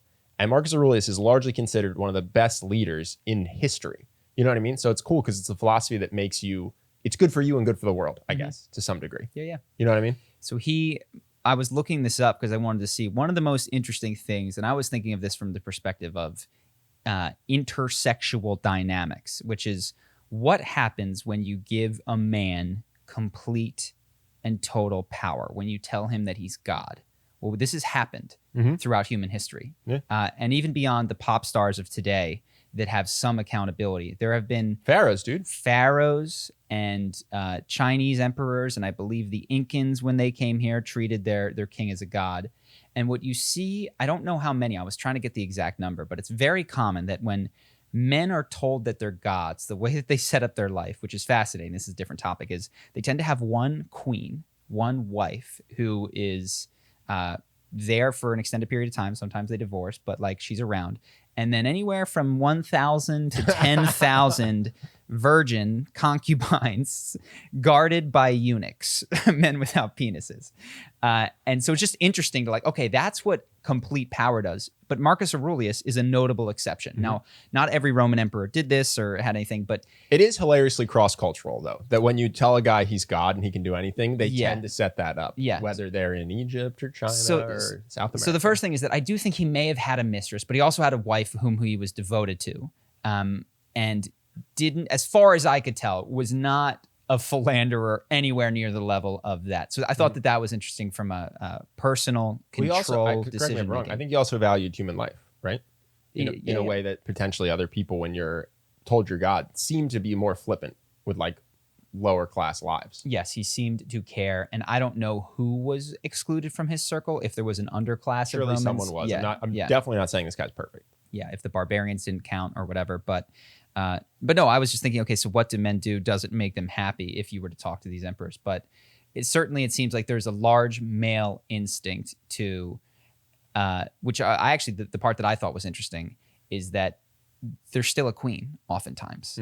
Like, despite the fact that there's 1,000 young, beautiful virgins who may or may not be moved in and out, and younger ones are coming in, that these ultra powerful men still have one queen. And I don't, I'd have to look greater. I don't want to talk out of hand here, but it seems like that queen has power and control over this person. Like, if she doesn't like something, she might be the one person that gets to influence him. Other people can die because the queen doesn't like you. The queen can get the king to kill people for you, for sure. Yes, and might even be able to get, and I'd have to look more deeply at some of these things. I think this would be a really interesting analysis. Like, when you give a guy absolute power, does he naturally pick a queen/wife and cede some of that power to her? Does she then have control over him, which is unrelated to access to sex or fertility, because he has that in total abundance? And if so, I mean, I think that's fascinating if that's the case, because I don't know. I feel like my view of that stuff is so dramatized from movies. I'd really have to it'd be tough. I'd have to get some source text. I mean, I have to like try to find some translations of things written that day, because I'm 100% positive I can't rely on the movie portrayal. You know what I mean? The reason I ask this is because I'll reach out to him. We've done some red pill conversations on here. It seems like people have been interested in it, and I wanted to read the book I've read it once, of the guy who sort of founded the red pill, have him on, converse with him. And one of his primary ideas is that women have this hypergamous urge, which is that there's two things they want in men. Oftentimes you don't find them in the same men, which is the alpha beta split. According to him, alpha is this genetic potential, strong leader, top in many hierarchies. And then beta is the provider, will take care of you. And while ideally women would find both of those qualities in a single person, increasingly they're not. So they have a dual mating strategy, which is sleep with alpha, date, marry beta. Sometimes cuckoldry can occur. And this dual mating strategy is foundational to the red pill. But I was thinking of my own life and I'm going, well, I kind of have a dual mating strategy. If you gave me ultimate power, the people that I would sleep have with, a one-night stand with, yes, and the people that I would date are not exactly the same. And so I was just playing this out in my head, being, what do if I do have this dual mating strategy, how does it occur? What defines it in men? How might it be different from women? So I haven't completely gotten to the bottom of this, but I see it. I see the way that me and my friends, when we were living in Las Vegas and having more casual encounters, the criteria for those were not the same as the criteria for long-term girlfriend. No, not even close. And yeah, so I was like, maybe men are hypergamous too. I don't know. So anyway, if we have a conversation with him, we can bring that up. It's interesting. It is interesting. The other thing I think is interesting is you're the king. You have unlimited power. You have 1,000 concubines. Ostensibly, they mean nothing to you, right? They like literally just come and have sex and then leave. But you still make sure they're guarded by eunuchs. Yeah. You're like weirdly possessive and jealous of your 997th escort, basically. And I'm not saying that all were guarded by eunuchs, but I do. The trend seems to be if you sleep with any of these concubines, that's you sleep with the king's concubine, you're probably going to die. You are in trouble. Which is just interesting because you would think I'm God. Yeah. These are just humans. This is just one human person. Like, why do I need to be so protective or covetous? Well, of course you're not God, right? That's the other thing. You're just some dude that has been born into. The pharaohs thought that they were gods. They think that they're God, but their entire neurochemistry and biology is still biologically human. But I'm saying I do think they genuinely believed they were deities. Yes, right? yes. Shocked to find out that they're just someone in a better hat. And so it's just interesting that you're still like, yeah, by the way, I'm gonna cut your penis off before you even look at her. Yeah. You know what I mean? I don't have a takeaway, but that's just funny. Somebody needs to do this analysis in a deeper level so I can read the book and not have to do the primary research. This is the failure of history class. This stuff is so fascinating. This is the kind of stuff they should teach in high schools. Well, the question that was never asked in high school is what makes a good life. And that was why I signed up for philosophy in college. It was never asked. It was like, these are the dates, these are the things. But you've got thousands of years of history, self-reported, what worked, what didn't work, who was happy, who was the Dan Bilzerian of 2000 BC. What empire was miserable? Yes. What emperor was miserable? And what slave was happy? Yeah, there's tons of, it could be so fascinating, but. It's not. Anything else? No, let's do questions. Questions. I just don't get the necessity of enlightenment and why one would need to have that as a goal. It doesn't feel compelling to me, although I want to emotionally grow and understand the world better. Am I missing something? Why would one have enlightenment as a goal? Do you want to go? Do you want me to go? I think this is mostly targeted at you, yeah. Yeah. No, I don't. I think enlightenment, I don't have enlightenment as a goal. I think I've never experienced it, so I'm only going to describe what I've heard other people say and here's what I can relate to. At some point, you realize that life is full of suffering. And I actually didn't realize this until I was probably 28 years old. What I thought life was full of up until I was 28 was challenges and successes. And it was just a series of like succeeding. But if you step back from that game, you're like, wow, these successes are short-lived, fleeting, and take me back, if I'm really aware of how I feel, into this state of needing more, needing more, needing more. And that needing more is really fun, like we described in Brazil early. It's like super fun to have a goal. And then you realize that nothing satiates for a long period of time. Hedonic adaptation. Yes. And it hits hard at some point. So if it hasn't hit, there's no need to make it hit. Enjoy the pursuit and the goal. You could not have convinced me to pursue enlightenment at 19. No, and you shouldn't. You shouldn't. So unless it calls to you. Yes.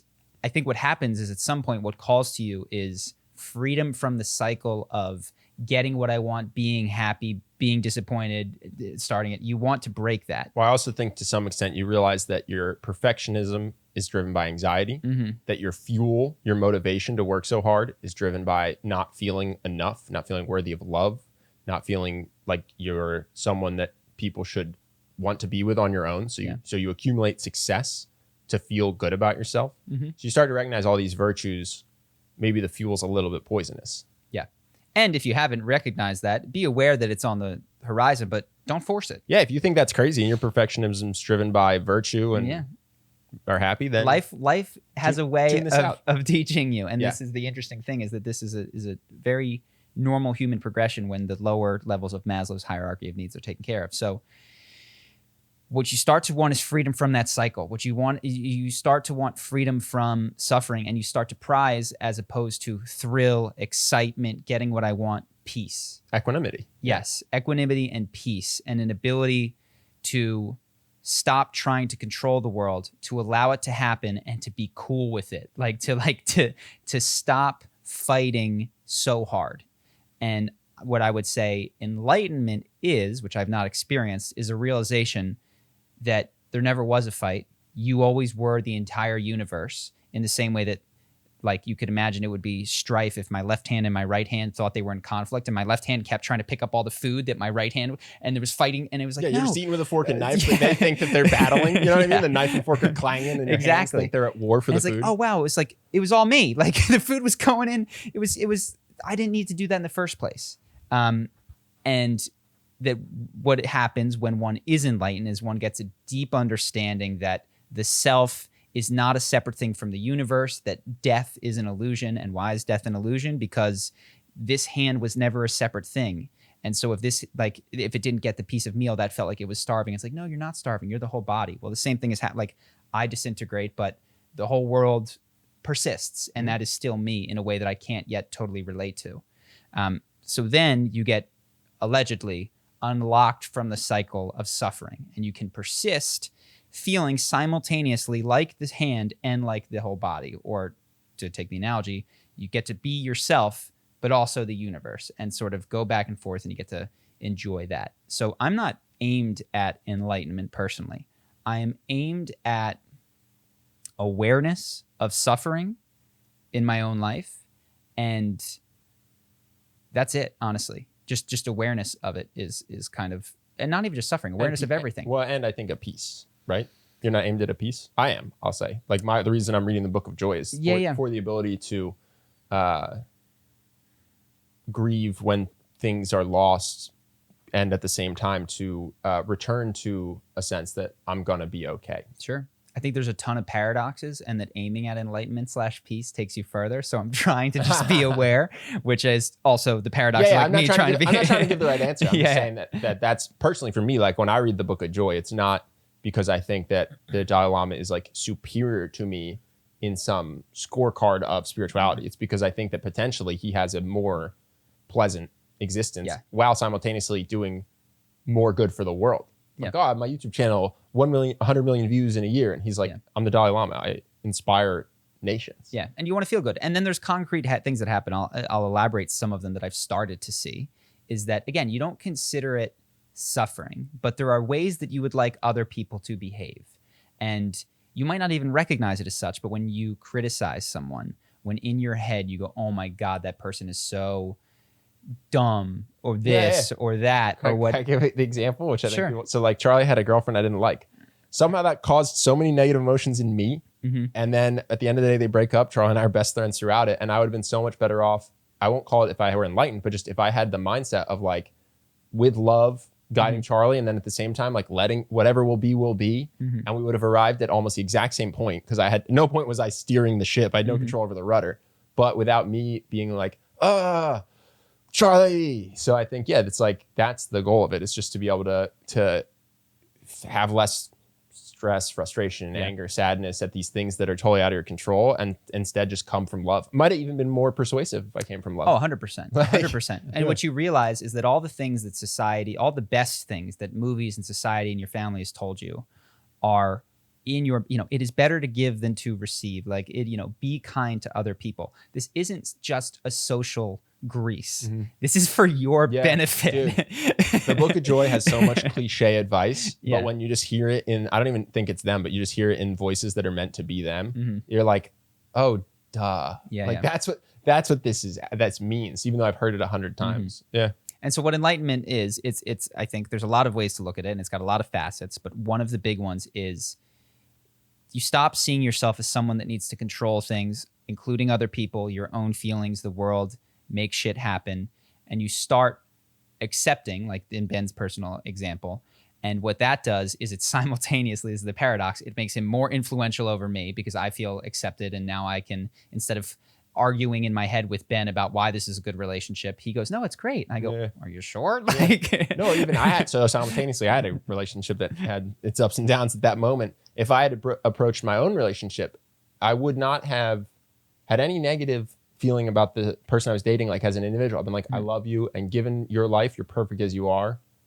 And I don't think we're a good match, because I would have been more.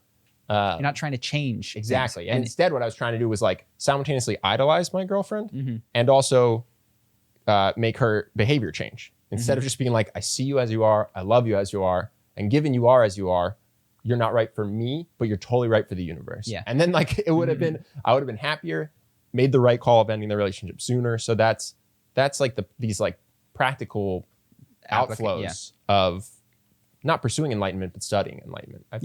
And so, and in some, and there's 100 different ways that you can describe it, but it's the ability to, they call it enlightenment and awakening because you're not in the dream. You see the truth. And the truth is, as Ben has said, that person was perfect, that the relationship that he was fighting was perfect, that his frustration with the relationship was, and then all of a sudden you're like, like I can relax. And instead of, again, another analogy is you're sitting in this movie theater, you're watching a movie and it's taken a turn and you're going, no, don't do that. Don't do that. And you're freaking out. And then you just realize, oh, these are just happening. Yeah. It's like, this is project, and I just need to sit back and watch. And maybe it's sad, maybe it's angry, but like. But one thing, I think this is proof that I'm not enlightened. One thing that I also do like about it is I do think you get better results, which is to say my fear when I first heard of enlightenment is like, well, she's perfect and I'm perfect and everything's perfect. Aren't I just going to stay in this relationship that involves whatever, not seeing my friends or getting in fights or whatever it is? And it's like, no, she's perfect and you're perfect. And you'll be able to, with no malice in your heart, separate sooner. And I don't know, for me, because I was at this point too, where I was just like, I don't want to be the Dalai Lama, sit on a mountain. I want to be LeBron James, Dan Bilzerian. And it's like, no, this is actually better for your, even if you get back to all you care about is your body and you're not the universe. Yeah. I do think it's also better for you just in the capsule of your body. Sure.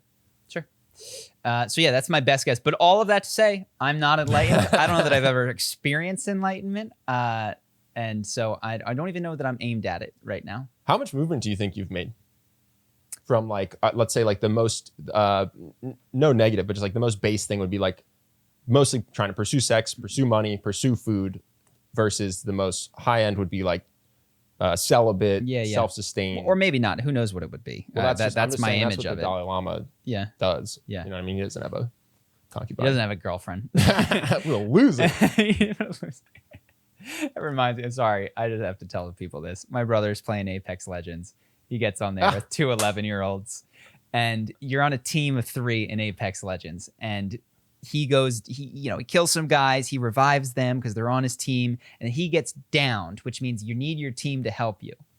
And because they're 11 and they're jerks, they won't help him up, and they start swearing at him. And one of the things that goes, "You probably don't even have a girlfriend." Yeah. And then, you got me. It's like, oh God, the biggest insult that you could have at 11. You can have at 11. A girl won't even like you. You don't even have a girlfriend. Yeah, and then you're playing with some 55-year-old guy that's getting through his second divorce, and he's like, "You have a girlfriend? You're a loser." But so how far have I come? No, I'm just curious. Like, do you feel like you're a massive distance away from when you started, or do you feel like not a massive? Things that have changed. I am more able. And not able, it happens. Sometimes when I force it, it doesn't happen, like forgiveness. But I'm more able, not all the time, I don't even know if it's half the time, to be less judgmental of things that I see people doing they think are dumb. And I just go like, I truly have started to embrace, like, there is no free will. Like, what else could they fucking do? Easiest with your family or with strangers? With strangers. Yeah. That's what I thought. With strangers, yes. It's way easier with strangers. And I've had moments of the people closer to me. So like when Aaron Hernandez commits a murder and they do a brain scan on him and they find out he had so many concussions, anyone with his brain would have committed a murder. That's much more easily for you to just be like, not an evil soul. The news, the Antifa or white supremacists or whatever it is, it's easier for me to look at them and go, these aren't monsters, and I don't have to trick myself into thinking that. It just is evident. Just go like, this is a result of that person plus their IQ, their genetic material, their upbringing. Like that becomes more self-evident to me. Did you know Stoics are? They have the same, I think, inconsistency that I do. They view everyone else as a dog tied to a cart, but then try to elect. And I think they even say this, like pretend they have free will. Pretend they're not, because it leads to the best decisions. But they actually think they're a dog tied to a cart too. Yeah. And that's why their thing is like the obstacle's the way. If you're tied to a cart and you're a dog, like run with it. Because if it's going no matter what. So if you pull against it, it's just to your detriment. Oh, interesting. But I thought it was interesting when I was reading it. I was like, oh, these guys came to the same conclusion I did, which is like, gun to your head. None of us have free will, but I'm going to pretend I do. Yeah. Interesting. Yeah. But yeah, and then I would say that the relationships, my family have changed a lot. I call my mom and dad way more, talk to them more and more. Not that I ever lied to them, but I'm more able to say nice things to them than I was. I was always able to have difficult conversations. I was always able to be disagreeable. Yeah. So yeah, it's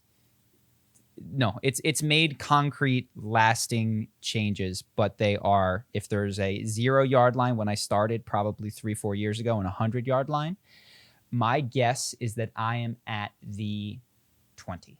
But you feel like at being at the 20, noticeable difference in your day to day. Yes, and I think other people can not every day, but no, like noticeable differences in, like I said, my family. Yeah. Strangers and non-judgmentalness is easier. I think it's fair to say like your parents would say that it's not just something that experiences in your head. Like they probably have seen it and felt it and feel the relationship improvements. Yep. And it's not night and it's not 9 day. It's 0 to 20 is what I would say. But it was a tough 20. What's funny is it might be night and day, but then like when you get to 100, it doesn't feel like it, if that makes sense. Interesting. Yeah, I don't know. Like if you just stopped today and then interviewed your dad, he might be like, it's been amazing. He would say it's different, I think. I don't know what he would say. You'd have to ask him. He can come on the podcast sometime. Yeah. Let's do it. All right. What else we got? Next is, how are we supposed to change deep-rooted opinions when our ability to change anything about ourselves is so weak? How can we clearly think when our mind is uncontrollable when it comes to things like our biases and emotions? So my question is, should we stop fighting for our beliefs and accept that we are a bit ignorant like Plato, or should we keep fighting for them and risk fighting for something that is actually quote-unquote bad?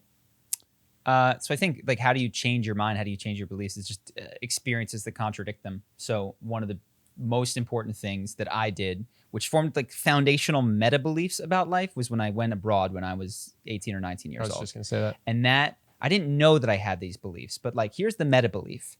Things that everybody has told you are true.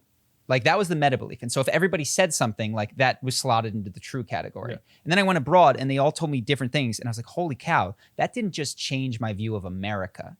That changed my entire epistemology of how I decide what is true. Mm-hmm. So experiences, one, I think traveling, and I don't mean vacationing. I mean to the degree that you can mix and live and learn the language. And I learned salsa dancing. Can I give a concrete? I studied abroad and I did it the party way. I went to a city in Belgium and then I traveled to like Rome and Ireland and all this stuff. Charlie went to Costa Rica and didn't even go to the beautiful beach towns that surfers go to. You went to a regular city, college, in a different country that had a different level of poverty and different priorities.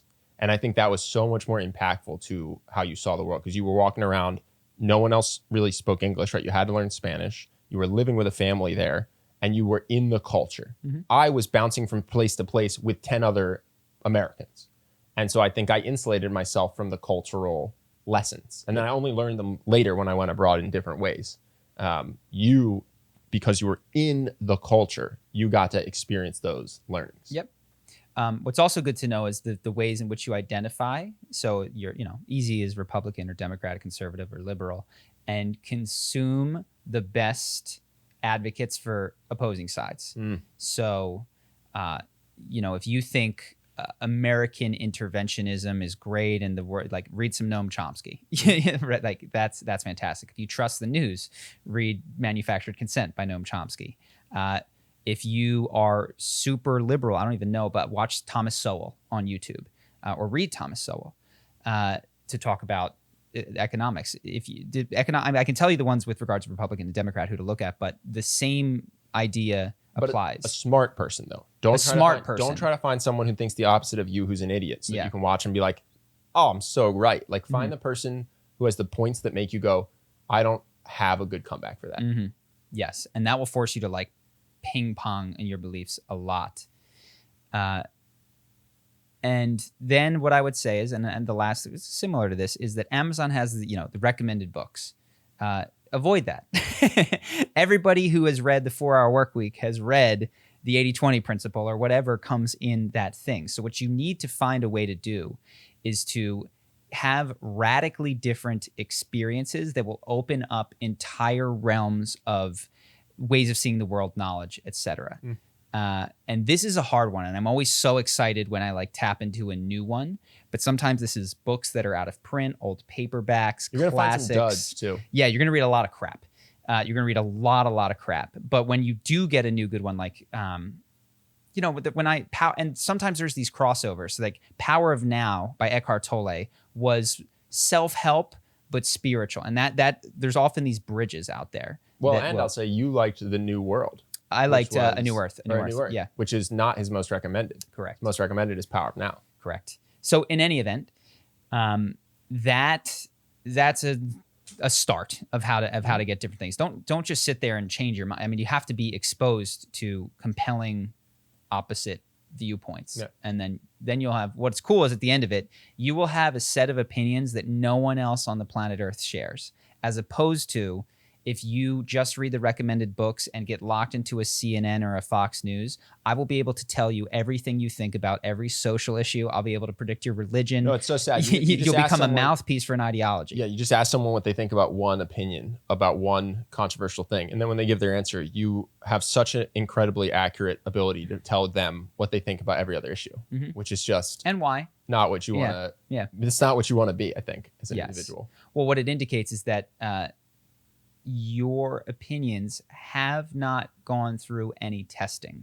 Someone else has taken that job for you and then just told you essentially what to think. And so, it's good to have your own experience influence the things that you espouse. The last thing I would say is exercises. So, for instance, getting me to quit my job, I had to do the practical pessimism exercise. I had to do the writing. You know what I mean? Cognitive behavior therapy. You have to do the writing. I think there are these things that are highly recommended that have been proved to be successful for other people, and they involve like spending the mental energy and taking sacred time to actually do them. And I think what a lot of people will do is maybe watch a YouTube video on Stoicism, but not do the Stoic exercise. Watch a YouTube video about the 4-Hour Workweek, but not realize that every chapter comes with a daily action. Yeah. And I'll do those. Yeah, people skip that stuff. How many books do you read where it's got an end of the chapter thing to do? And I'm guilty of this as well. And then you skip it. That's where the power is, though. Yeah. That's right, dude. Charisma University is better than our YouTube channel because every single day comes with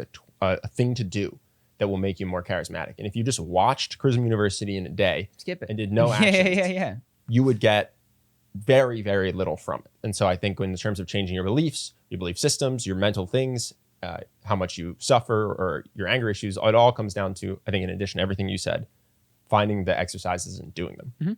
Cool. What else? Next is, I agree real trauma exists and may be more common than we admit, but I find the idea that trauma is purely subjective a little hard to accept.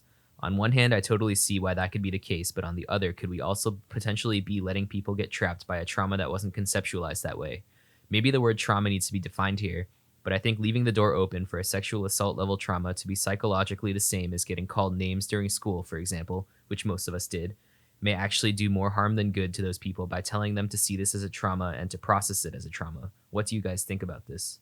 So this is a huge concern of mine, and this is I often, when I talk to people about this, and I've talked about my experience, I go like, look, you can't let me do this. If we do this, and you're just gonna make me a bitch. Like, I've worked so hard, and I haven't even worked hard because I don't need to be a bitch because I'm not a bitch. Like, I just am tough. I'm just tough, and like, I'm sorry that other people had problems with these things, and everybody has hardships, and so I get it. Like, I feel this way. So what I will try to do is tell you what has been told to me that I am. This is another thing to change your belief. I'm trying this idea on. Like it doesn't totally fit, but I'm trying this new perspective on, which is everything you said actually isn't. So for trauma to be subjective does not mean that we need to suggest or reinforce trauma in other people. It means that we allow them and we create a scenario in which they are heard and experienced. But also, like, if they say that, if they can honestly say, look, this didn't have this kind of an impact on me, no therapist in the world would insist that you always elect to come to therapy. There's not this court-ordered thing unless you've committed a crime. Yeah, I don't think you ever want to say, oh, you should be traumatized by that. No. But what has been suggested to me that I think is often useful is that, look, let's start with the premise, which you may or may not agree with, that our society is in its infant stages when it's understanding human psychology and what drives people. And let's assume, for the sake of this conversation, that as a result of that, the water in which you exist has completely minimized some of the hard things in human life. And it's been doing that for 100,000 years. It's not a new thing, such that it keeps you alive. It keeps you feeding yourself. It keeps you a functioning member of society, but it also keeps you highly anxious, which wasn't a problem for the last 10,000 years because you needed food. Mm-hmm. But now we're at a new era where, in addition to being well-fed, functioning member of society, you could also be deeply happy and at peace.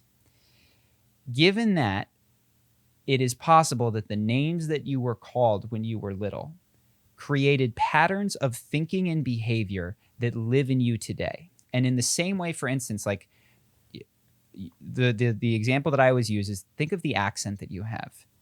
I haven't relearned English ever, yet I speak, and my sister even more so, like I'm from Philadelphia. I moved out of Philadelphia 13 or 15 years ago, but I haven't shook my accent because I grew up in that. So think, how does that, you have an accent when it comes to how you are intimate with other people, with what success means to you, with what you do when someone is cruel to you. And those things were put into this tiny little brain as fixed quantities when you were very little. And if you want to adjust the accent on those, or even come to realize that it's not a fundamental truth of the universe that everybody speaks with a Philadelphia accent or has issues with intimacy, is really, really tough driven like Elon Musk, whatever, gets angry very quickly, that it's possible that those were formed by over generalized beliefs that are completely understandable that a child would make when called a name or ignored by his parents or sexually assaulted or beaten to a pulp. And it doesn't need to be big for you to make a generalized belief about what life means. And that's the other thing, is that trauma doesn't have to have necessarily a negative connotation. I guess what I'm suggesting is that it can form limiting patterns of thinking and behavior later in your life. And it could have just been like, you won an award. And then this is what I was going to say. I think that the idea that it's something happens to you versus is trauma is how much it impacts you today, right?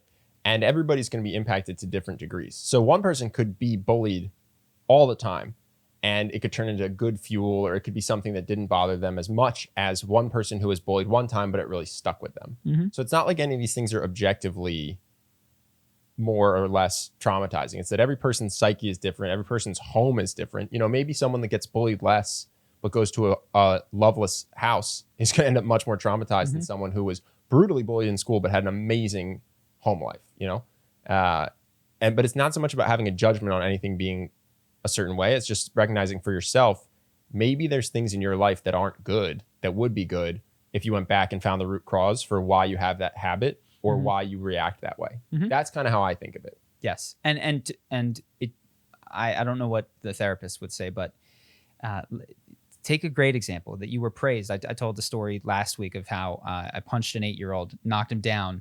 At age 6. Very important detail. I was 6. He was picking on my sister. I gave him a bloody nose.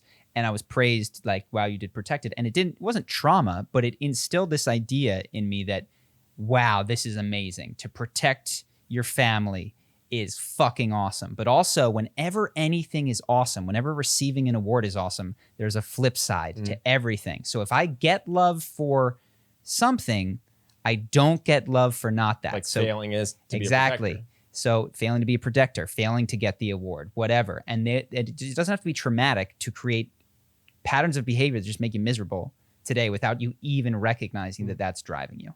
So yeah, if you don't want to call it trauma, I'm not attached to the word. But no, some stuff happened from age 0 to 10 that stuck with you and affects you in a way such that you're not potentially having the best behaviors or mindset, and you could, by addressing them or doing certain things, just be happier.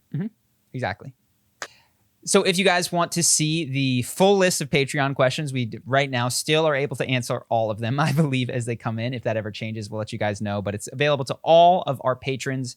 Also, some of the updates with the books that I'm reading. We're trying to figure out if you have any other suggestions of things that we can do to entice you, because that is what enables Justin to work even harder on the podcast and crank out clips. But every Patreon question right now does get answered. So I see people on YouTube being like, why wasn't my question answered? Well, we have 14 Patreon questions today. So we're going to do those first, and then we'll get to a couple YouTube ones. And so there's tons of extra content on the Patreon if you sign up at any level.